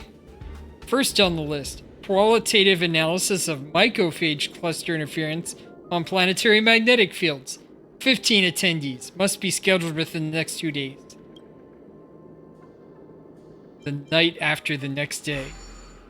Sorry, there are no conference rooms available at your requested time. Oh, the conference rooms are fully booked even at night. People really here are workaholics. No, wait. You're the Stellaron they were talking about. Tell me, when you sleep, do you grow like a firefly? Young ones like you should really find a mentor, learn some skills, and carve your own path. Live like a true hero, no strings attached. Ignore the distractions around you. Let's look at the next meeting's details. The effects of starquake phenomena on the artistic expressions of researchers. 2 attendees, no time constraints. Century later. Something stirs in your memory. Sparks from an engine streaking past the space station. The faint weightlessness before the Express conducts a warp jump. Wait, no. None of that is real. Researcher, you should be focusing on your task at hand. You've still got 899 more meetings to schedule. You'd better hurry up and finish things before they spiral out of control. Planetary decline observation. Including the 2 new system-generated meetings, just 897 more to go and the list is done. That's right, exactly. You're in the zone now, handling the work before you with practiced ease. Visit from the Express. You ever tried fishing, buddy? Don't be fooled by the vacuum outside, there's still plenty to catch. There's the migrating invisible carp, silicon-based soft-boned fish that put up a fight. I even caught a trotter last time. Although you are exhausted beyond measure, the man's expression moves you. Your entertainment during a momentary respite from work, a fishing ride. Life at the space station isn't as bleak as you thought. Maybe this is your utopia. By the way, I heard the Astro Express is coming back and we'll be stopping at the space station for a while. Want to go check it out just for fun? The Astral Express. I turned down their invitation back then. Did I really make the right choice?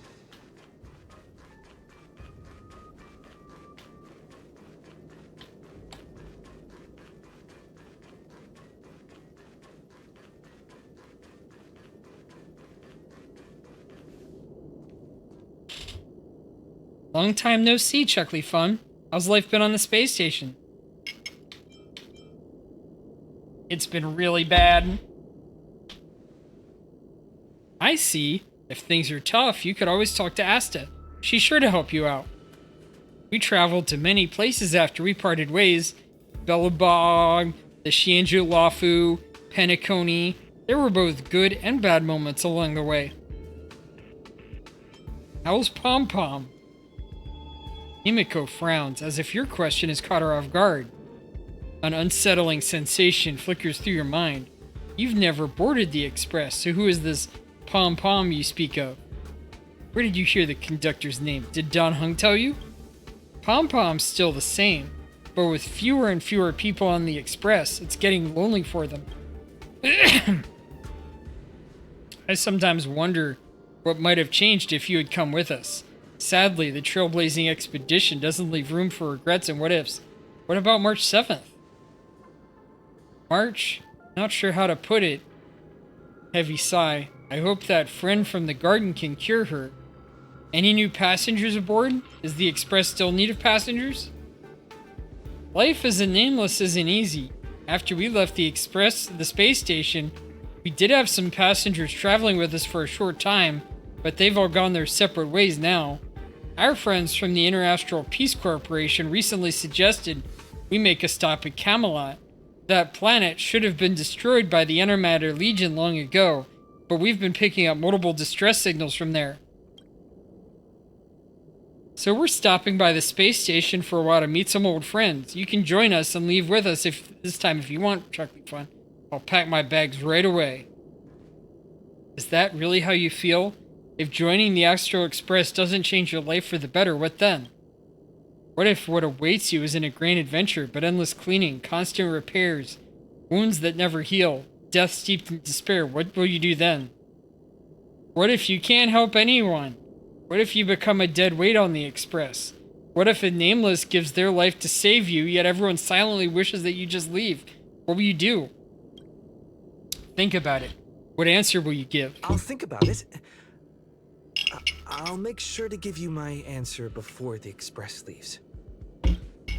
Alright, I'll respect your choice no matter what you pick. I'm so tired. Maybe I should head back first.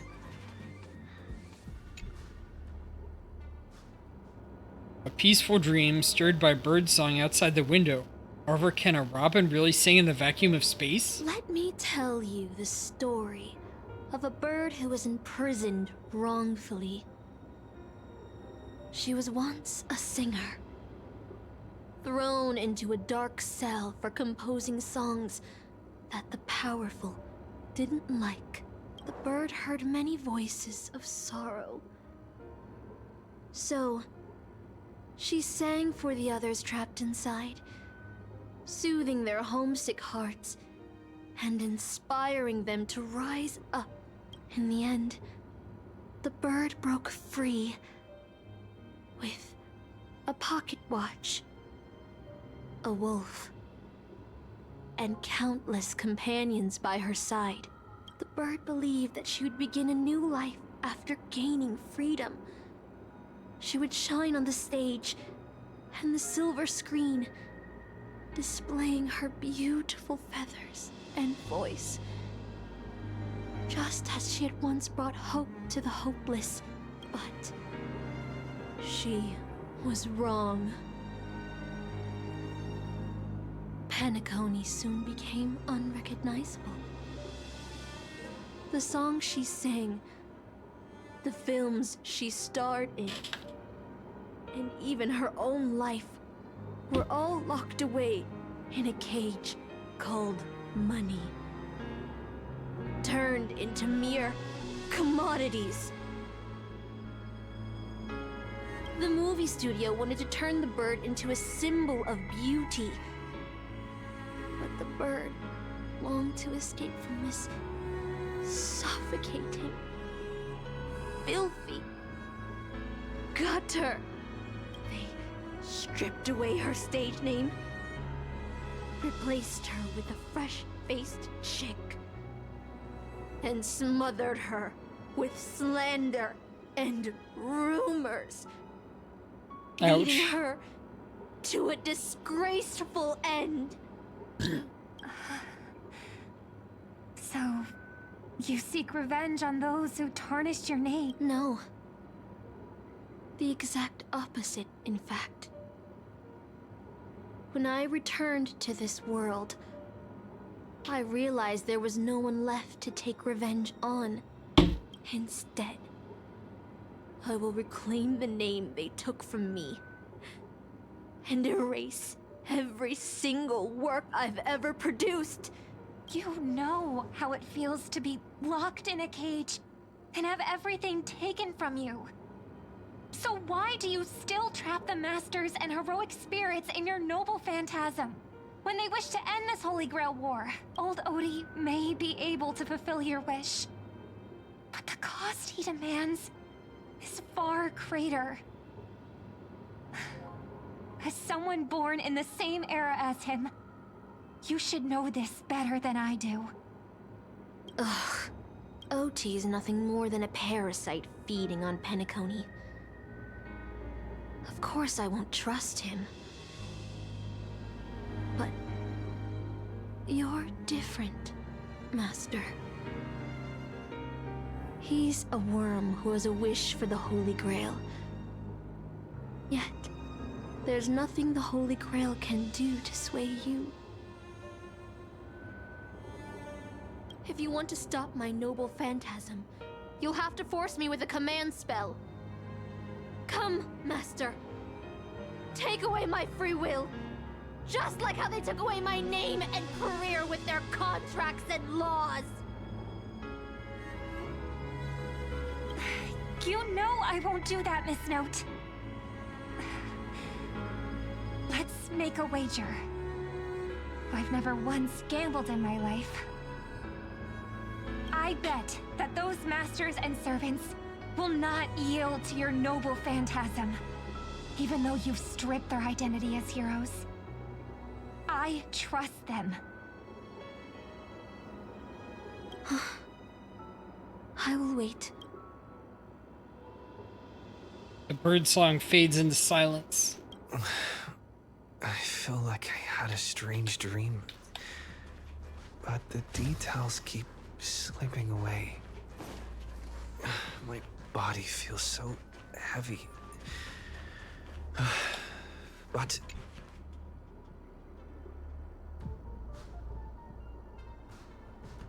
how many days has it been since you started working at the space station? 30, 90, even longer? Do you still remember what you'd need to do now? Compiling project proposals from all levels of researchers? By now, it's second nature. Something you could do with your eyes closed. Breeze through work. Breeze through work. Breeze through work. Still thinking about the Astro Express. You've been wrestling with that choice for ages and still haven't made up your mind. They'll be departing soon. You wish them a journey full of wondrous encounters. I want to leave. I don't know where to go. You board the Astro Express. What waits for you may be nothing but danger and the terrifying unknown. Your deeds will be forgotten in time, and your journey will eventually come to an end. Let me go. I long for a quiet, ordinary life. So you are glad you stayed. No ticket, no bat, no danger, just a quiet, peaceful, and undisturbed life. The work you had piled up for far too much time. 1 day, 2 days, 7 days, 10 days. Maybe you'll never catch up to the Astro Express again. You're tired. Find a room and take a break.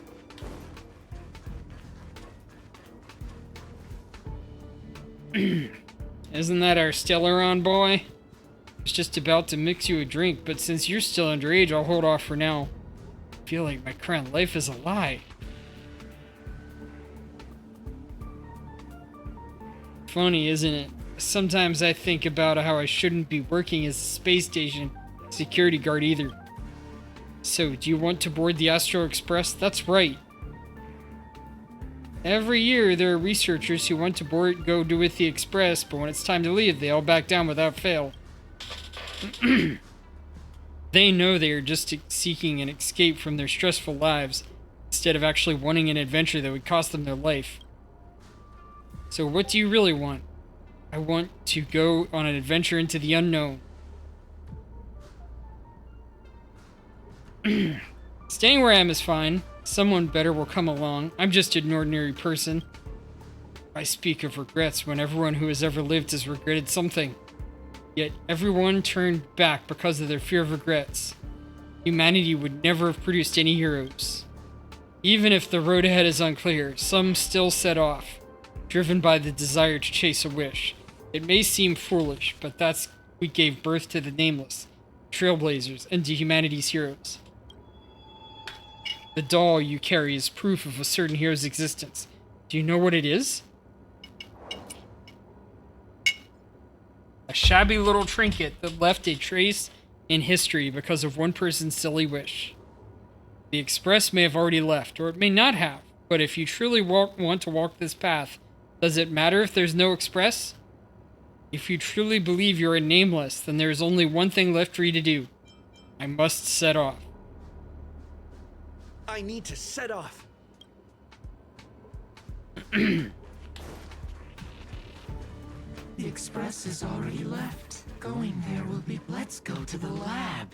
Hit the cafeteria. Let's go fishing together. Isn't life on the space station wonderful? People would kill just to live the life you have here. There's no antimatter legion. No abominations of abundance. This place is the most peaceful paradise in the universe. Stop. The future of a Nameless is nothing but emptiness and despair. Do you think you're special? Think of Tiernan and Kelbeck. The Nameless who were better than you. They were all consumed by the lightless outer space, never to return. So you finally admit that I'm a Nameless? So you'll finally admit that I'm a Nameless. The voices that once spoke to you fell silent an instant. They never spoke again.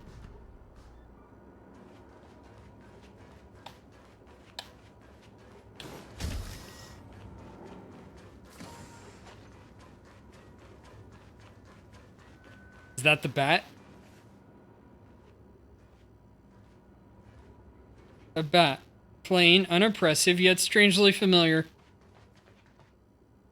You once believed you'd never hold it again in this lifetime. Would you still pull this weapon out? It's the bat. Even if it'll bring about a tragic end? That's what Merlin told me, too.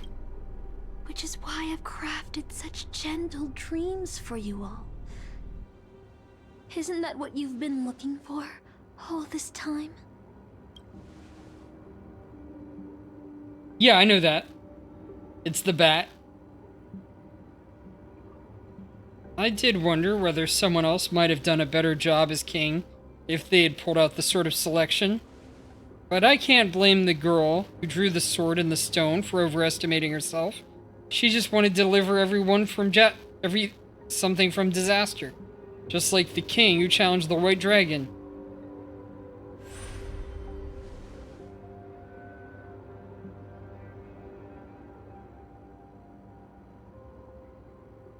If I was given another chance to make my choice, I would tell her, I hope you can do better this time. Master, you've had enough rest in your happy dream, haven't you? Now let's leave this place together.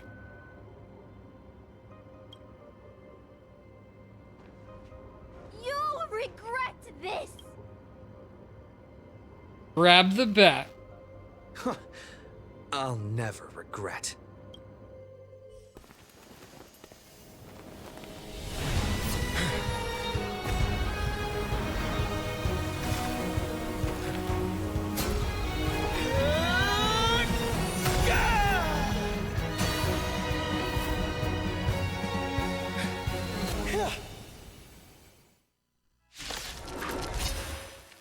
Why do you have such blind courage? Ever feel regret? Great. I'm gonna switch over to controlling this like normal for this battle.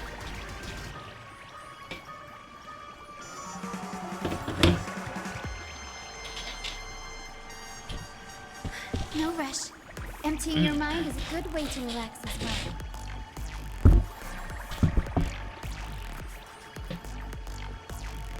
Dispel the gloom! Restore the skies! This combat needs optimizing. This is double speed. Time for a buzz. Let's play for a while. Feeling spiffy?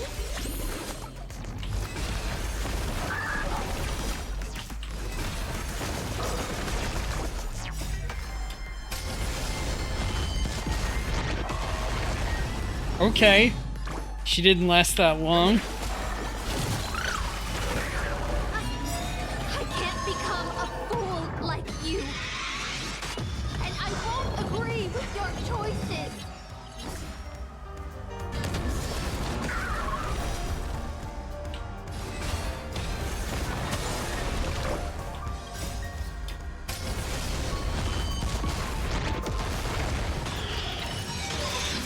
May this Faith! Dispel the gloom! Restore the skies! good as new. This combat needs This is double speed. Let's play hide and seek. Can you find the answer?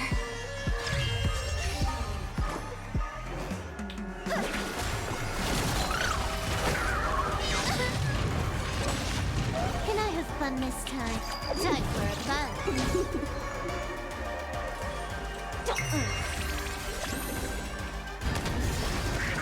Guide with Rainbow Bridge.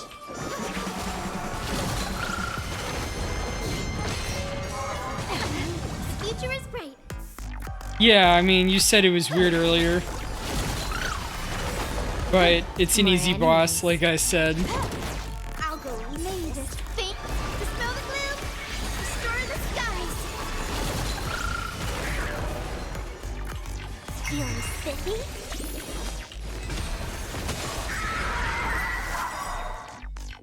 I failed. Just like how I failed in life. This is a fitting end for a traitor. The performing arts had given you so much pain, Miss Note. Why did you choose to remain on Penacony's stage after leaving your prison? Because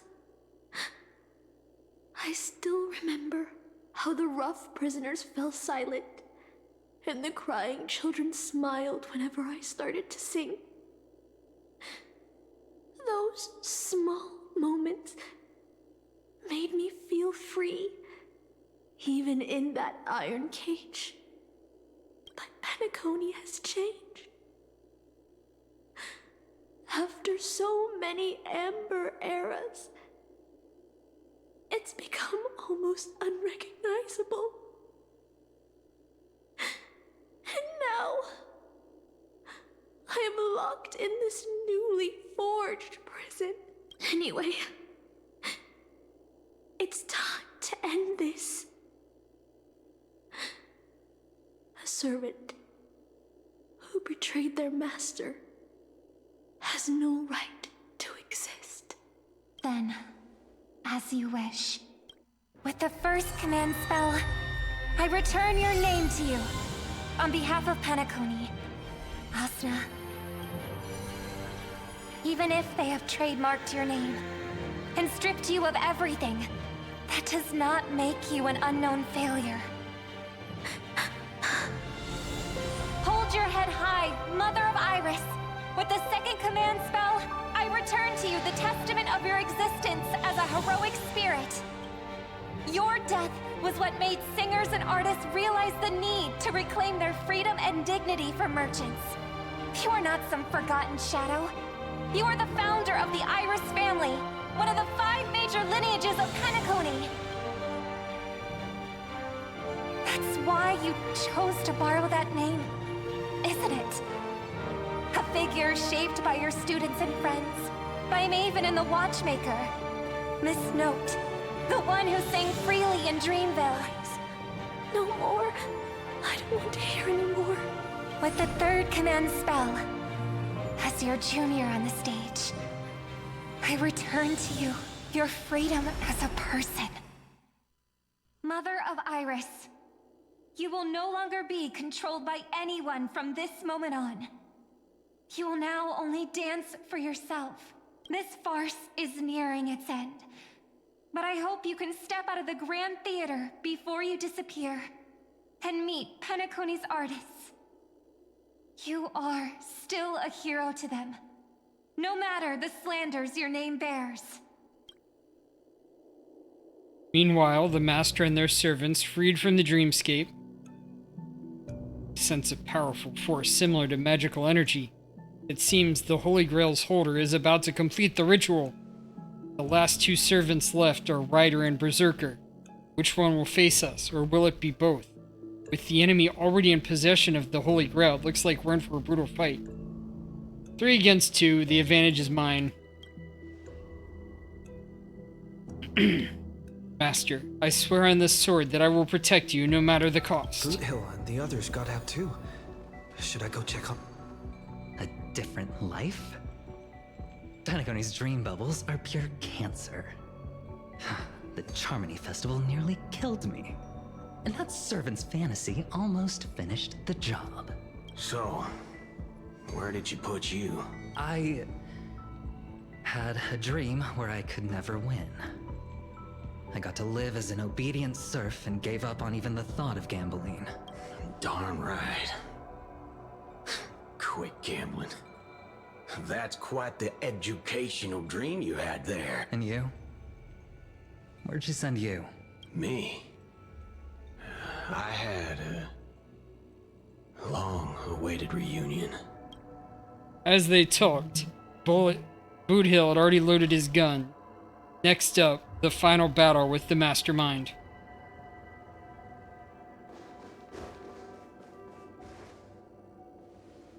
Yo, if it isn't the first heroic spirit to get trapped in a reality marble, didn't you use those long legs of yours well enough? This is the first thing I hear after I got out. Darn it, my head's killing me. Feels like I've been through a long and thrilling adventure. Not sure why, but I think my enemies all had fish heads on their necks. With enemies on their way, the 2 servants are more than ready to fight. Get ready to settle with old Odie.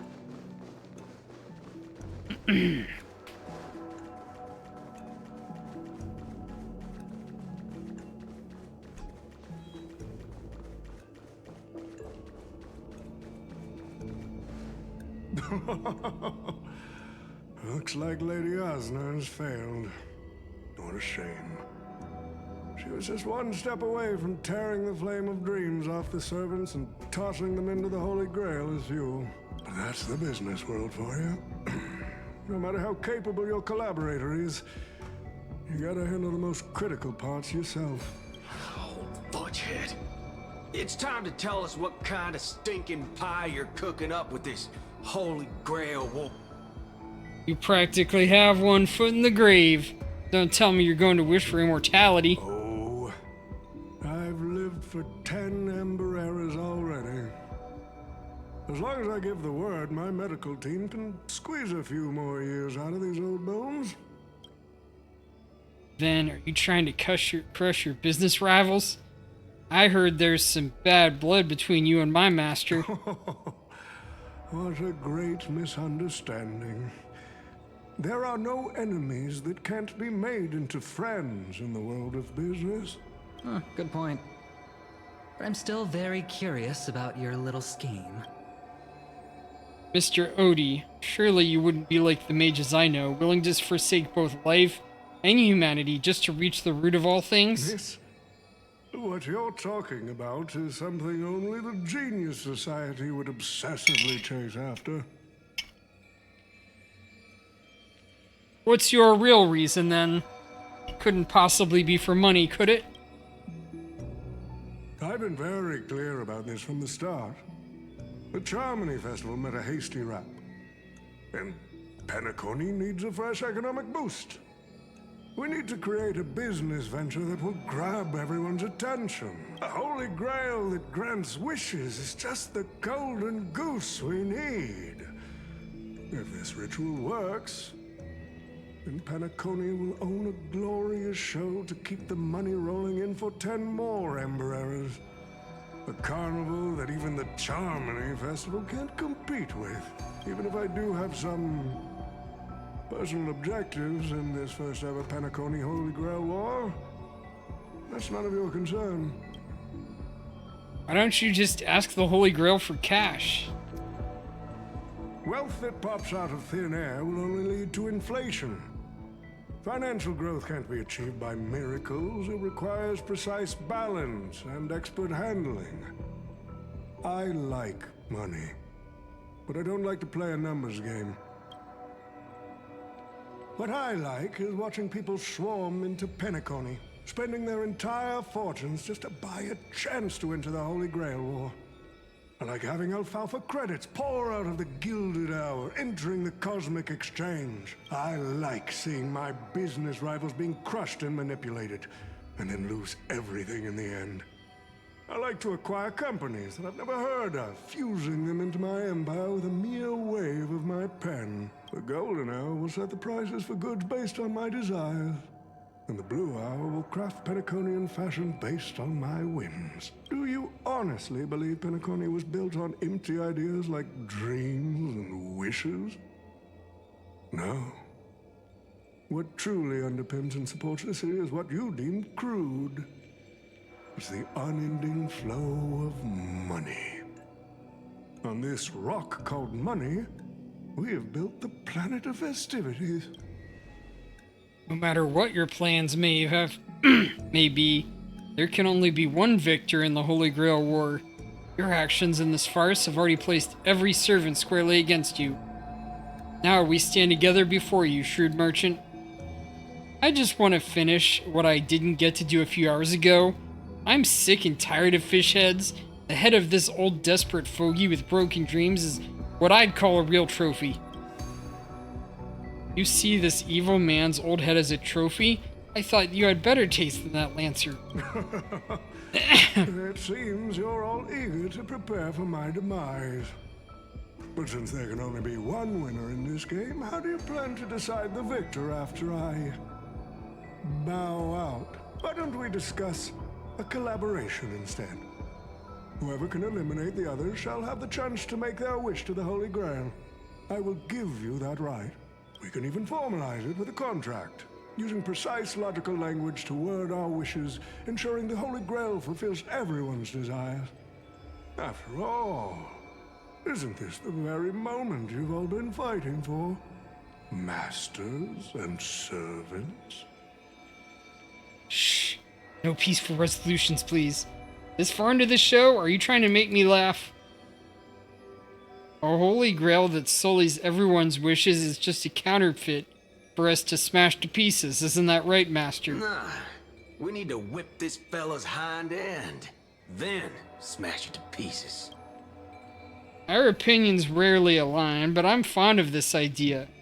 What do you think, Mr. Aventurine? It's nice to play as the hero of justice now and then, isn't it? Well, I've already been the scapegoat once today, so I'll pass this opportunity to Mr. Odie. My master, it seems I won't be able to claim the Holy Grail for you. We made this choice together. I must thank Miss Note's dream for showing me the truth. What truly matters is not the ending, but the journey we've taken to chase something and deliver it from destruction. I don't need the Holy Grail. The wishes I did not fulfill will end here. If you are all so keen to make me your enemy, I suppose I'll have to become the final challenge on this variety show. The rules said a master is supposed to summon a historical figure as their servant to enter the Holy Grail War, but who should I summon? This question has haunted me for quite some time. Should I get the washed-up director I sponsored? Or the legendary star whose name I purchased? No, they are not worthy of being my servant. That's when a thought crossed my mind. Why not summon myself? The person who's still standing strong after 10 amber eras of business intrigue? Isn't this living legend staring back at me in the mirror? I used myself as the catalyst. I wanted to see how the business magnate Oti reflected in the history of Penacony would respond to my call as a servant. I wanted to see how people truly view me in history. And have you got your answer? The answer really hurts. To them, I'm nothing but a parasite, sucking out the sap of Penacony's oak from the top. A bug, madly devouring wealth.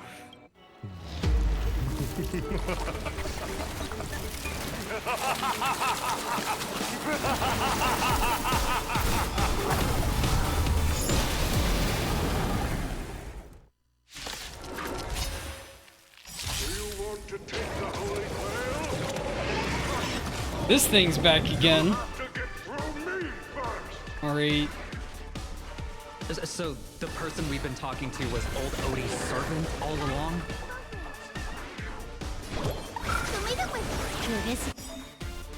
Activate your command spell. The command spell's fully charged saber.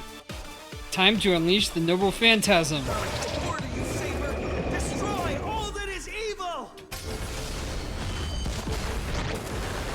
Oh boy. He can't hope to stand up against that. This combat needs up to... This is double speed.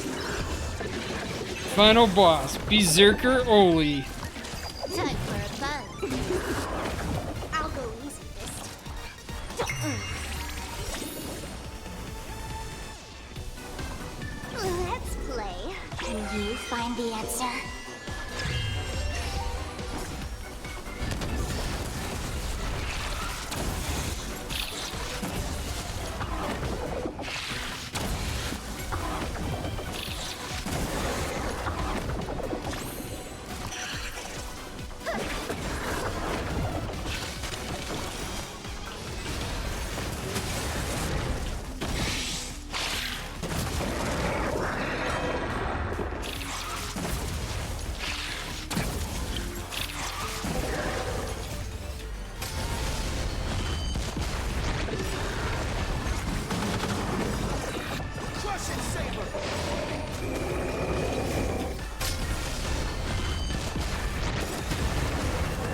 Oh boy.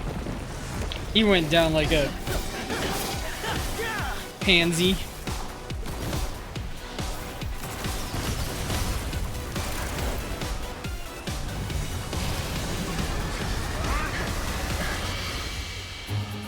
Down, yeah. Command spell. I command you to release your noble phantasm and shatter the Holy Grail!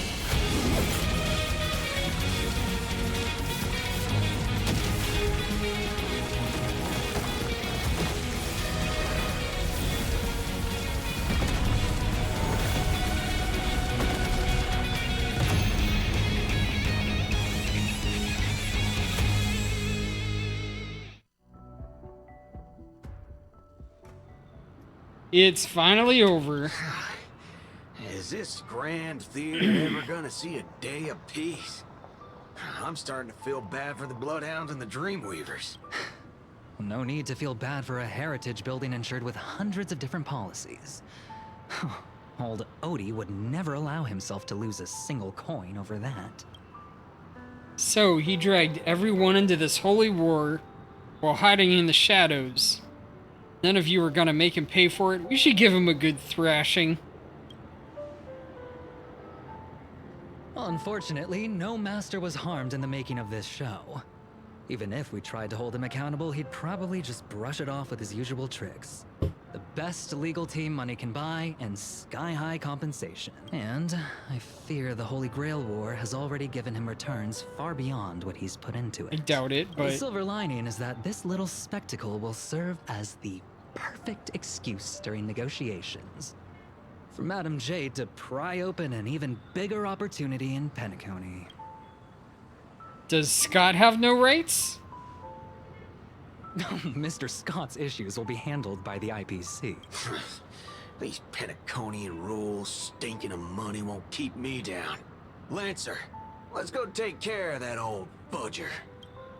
Master, while I'm all in on that suggestion, time's running out. Without the Holy Grail holding us up, servants need to go back to where we belong.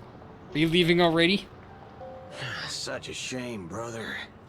If we ever cross paths again, I'll take you to the finest honky-tonk in the cosmos for a drink. Audrey. Finest in the cosmos, huh? That's something to look forward to. Alright, no need for a tearful farewell for us, bros. Let's not ruin the good run we've had together. Till we meet again, buddy. And you two, seriously, why can I never get a proper fight with you? Is that so? I distinctly remember beating you. You know me, just a humble archer. Let's call this another loss on me. I'm done arguing with you lot. I'm gonna take another peek at Penacony's views before leaving for good. So it's time to say goodbye. Master, I have to admit your fashion sense could use a little work, but as a servant, I'm genuinely glad to have fought by your side in this Holy Grail war. I can still see the determined heart of a child you once were underneath all your grand speeches and extravagant flair. You know, it would feel pretty good to be a hero of justice once in a while. Let's skip the last-minute psychoanalysis, all right? And when it comes to fashion, you're not much better than me, Guardian of Humanity. This brings up a good point. Why would I, a Guardian of Humanity, get summoned to a world without the counterforce? Archer, you should know why you were summoned here. You were summoned as a heroic spirit. A hero, huh? I'll chalk it up as a beautiful dream. A faint smile tugged at the man's cold face, and before he vanished from sight, soon only the final pair of master and servant remained.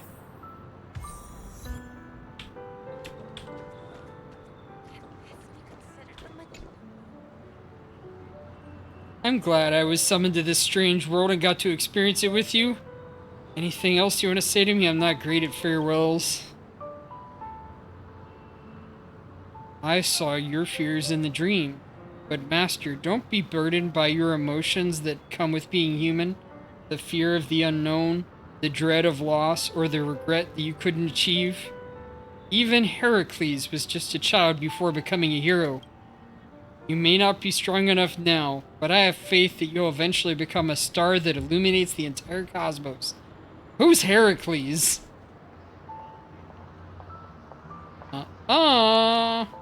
Master, please send my regards to the person you will become in the future. As the lumen flux dimmed, Valiant Knight faded, Girl Knight faded, vanishing just as she had arrived.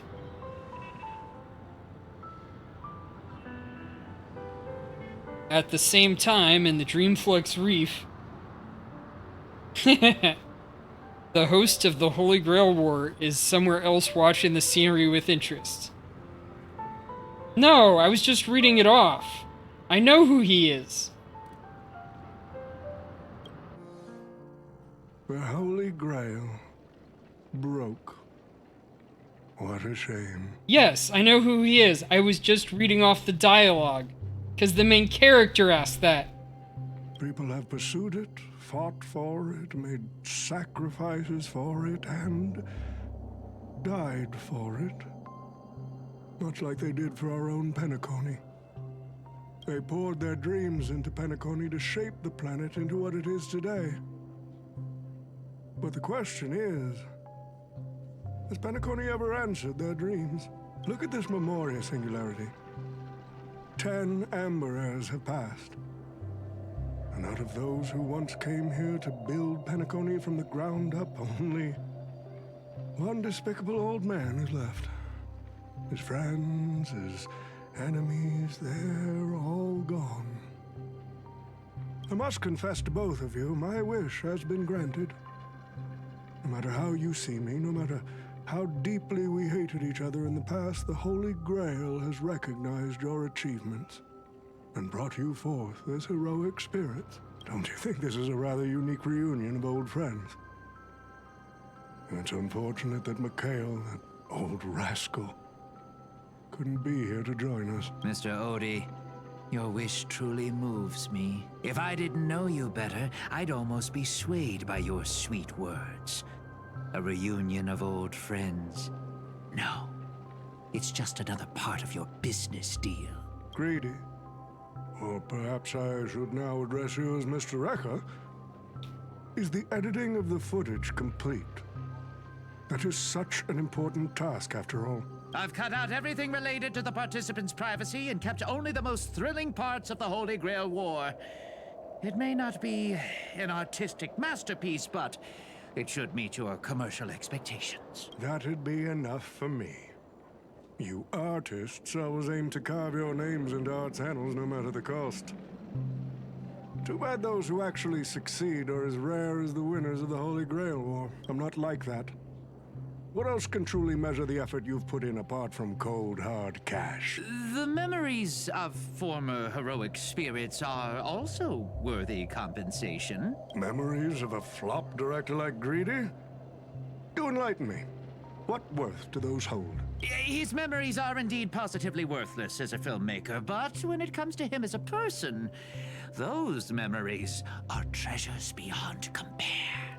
He has had his struggles, disappointments, and defiance, only to be reduced to another nameless nobody.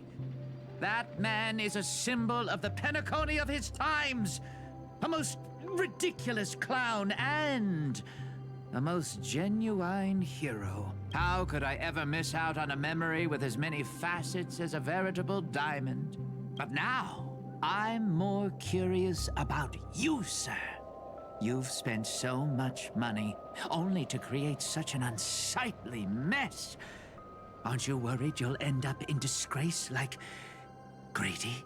A merchant at my age who still cares about dignity would be an absolute failure. Oh, in that case, my business here is settled. I'll take my leave. All right. It's your turn, Miss Hasna. I'll sign the declaration to renounce the trademark on your name and all rights to your creative works. Are you happy with that? Happy? Never. But if you don't carry it through, I'll squeeze your puny neck with every ounce of my strength until I disappear! I'll watch you take your last breath, even if I know it won't actually kill you. Goodbye, Penacony's most successful merchant.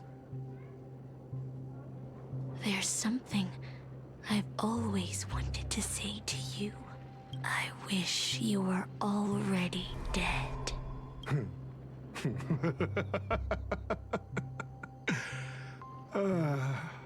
Now that's a heartfelt confession. Hasna, I do hope your wish comes true one day. At the same time, aboard the Express, from the heat of a battle, a servant summoned from under the Rider class stays on the sidelines. As a Rider, he once built an unsinkable little ship named the Compass. He was once a nameless who rode the stars aboard an interstellar express. Centuries have passed. Now as a heroic spirit, the young man finally returns to the place where he once worked tirelessly. An old friend awaits him here. March 7th is always bringing back bizarre and curious things. One time, she even brought back something called a raiding pistol, and it only gave Pom-Pom a single point. Also, watch out for Himiko's coffee. It's the most terrifying beverage Pom-Pom's ever had. But please don't ever tell her that to her face. Is it worse than the tea from Granholm's hometown? 100 times worse. I'd love to have a try.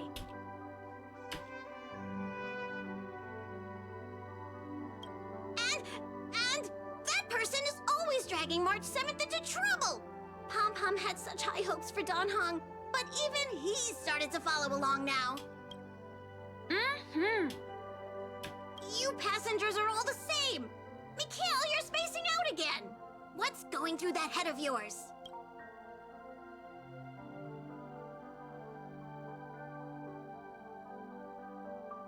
Conductor, looks like it's time to say our goodbyes again. Will you be returning to the Express? Maybe. I'm just happy to hear that so many people like me have boarded the Express over the years. The nameless come and go. Some find a place they want to stay, while others keep moving forward. Just like the silver rails that never stop. That's the Astral Express. I'm sure the conductor's future will never be lonely. Yeah.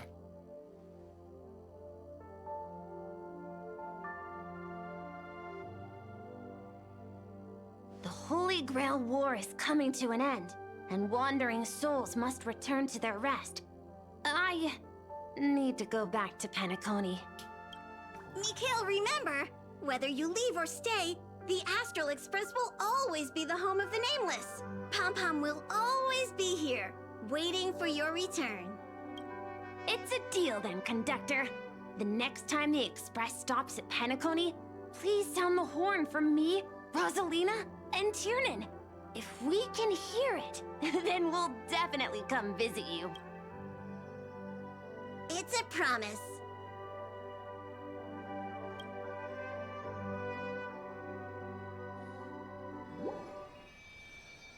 Gather your thoughts to the present. If there really is a chance to fulfill a wish, what would yours be, Chuckly Fun? Make a silent wish. You see, wishes lose their power once spoken aloud. That does sound like something you'd say. Free Firefly from her sickness so she can go around like normal. Anyway, the first Holy Grail War orchestrated by Old Odie ended up being the last one. But the Dream Bubble movie, co-produced by Mr. Rekka and Dr. Edward, became a huge hit.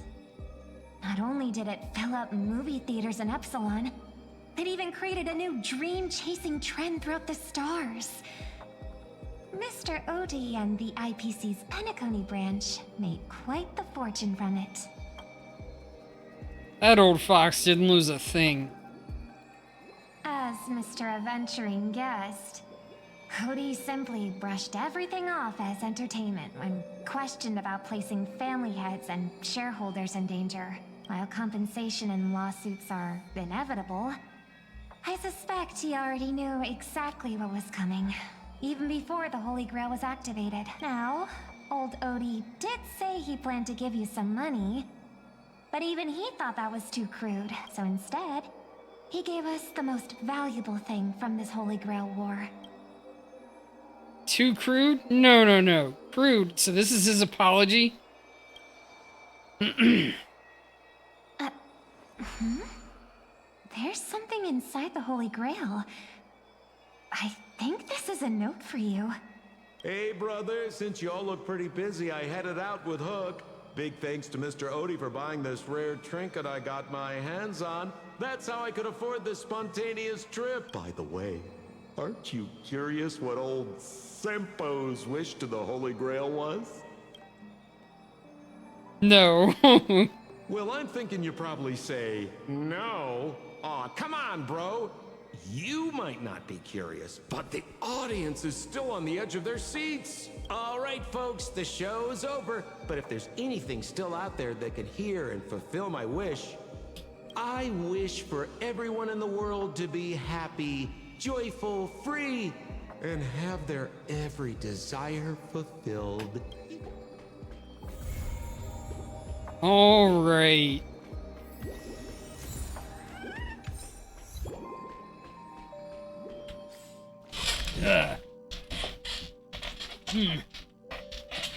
We are setting up for raid.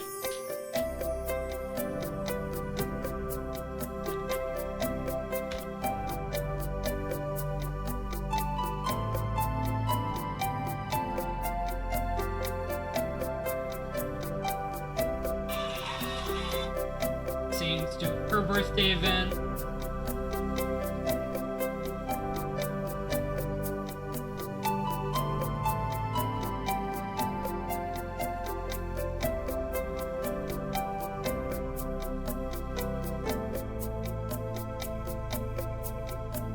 Revities in Genshin. Yeah, I think rating Sane as she's doing birthday stuff is right.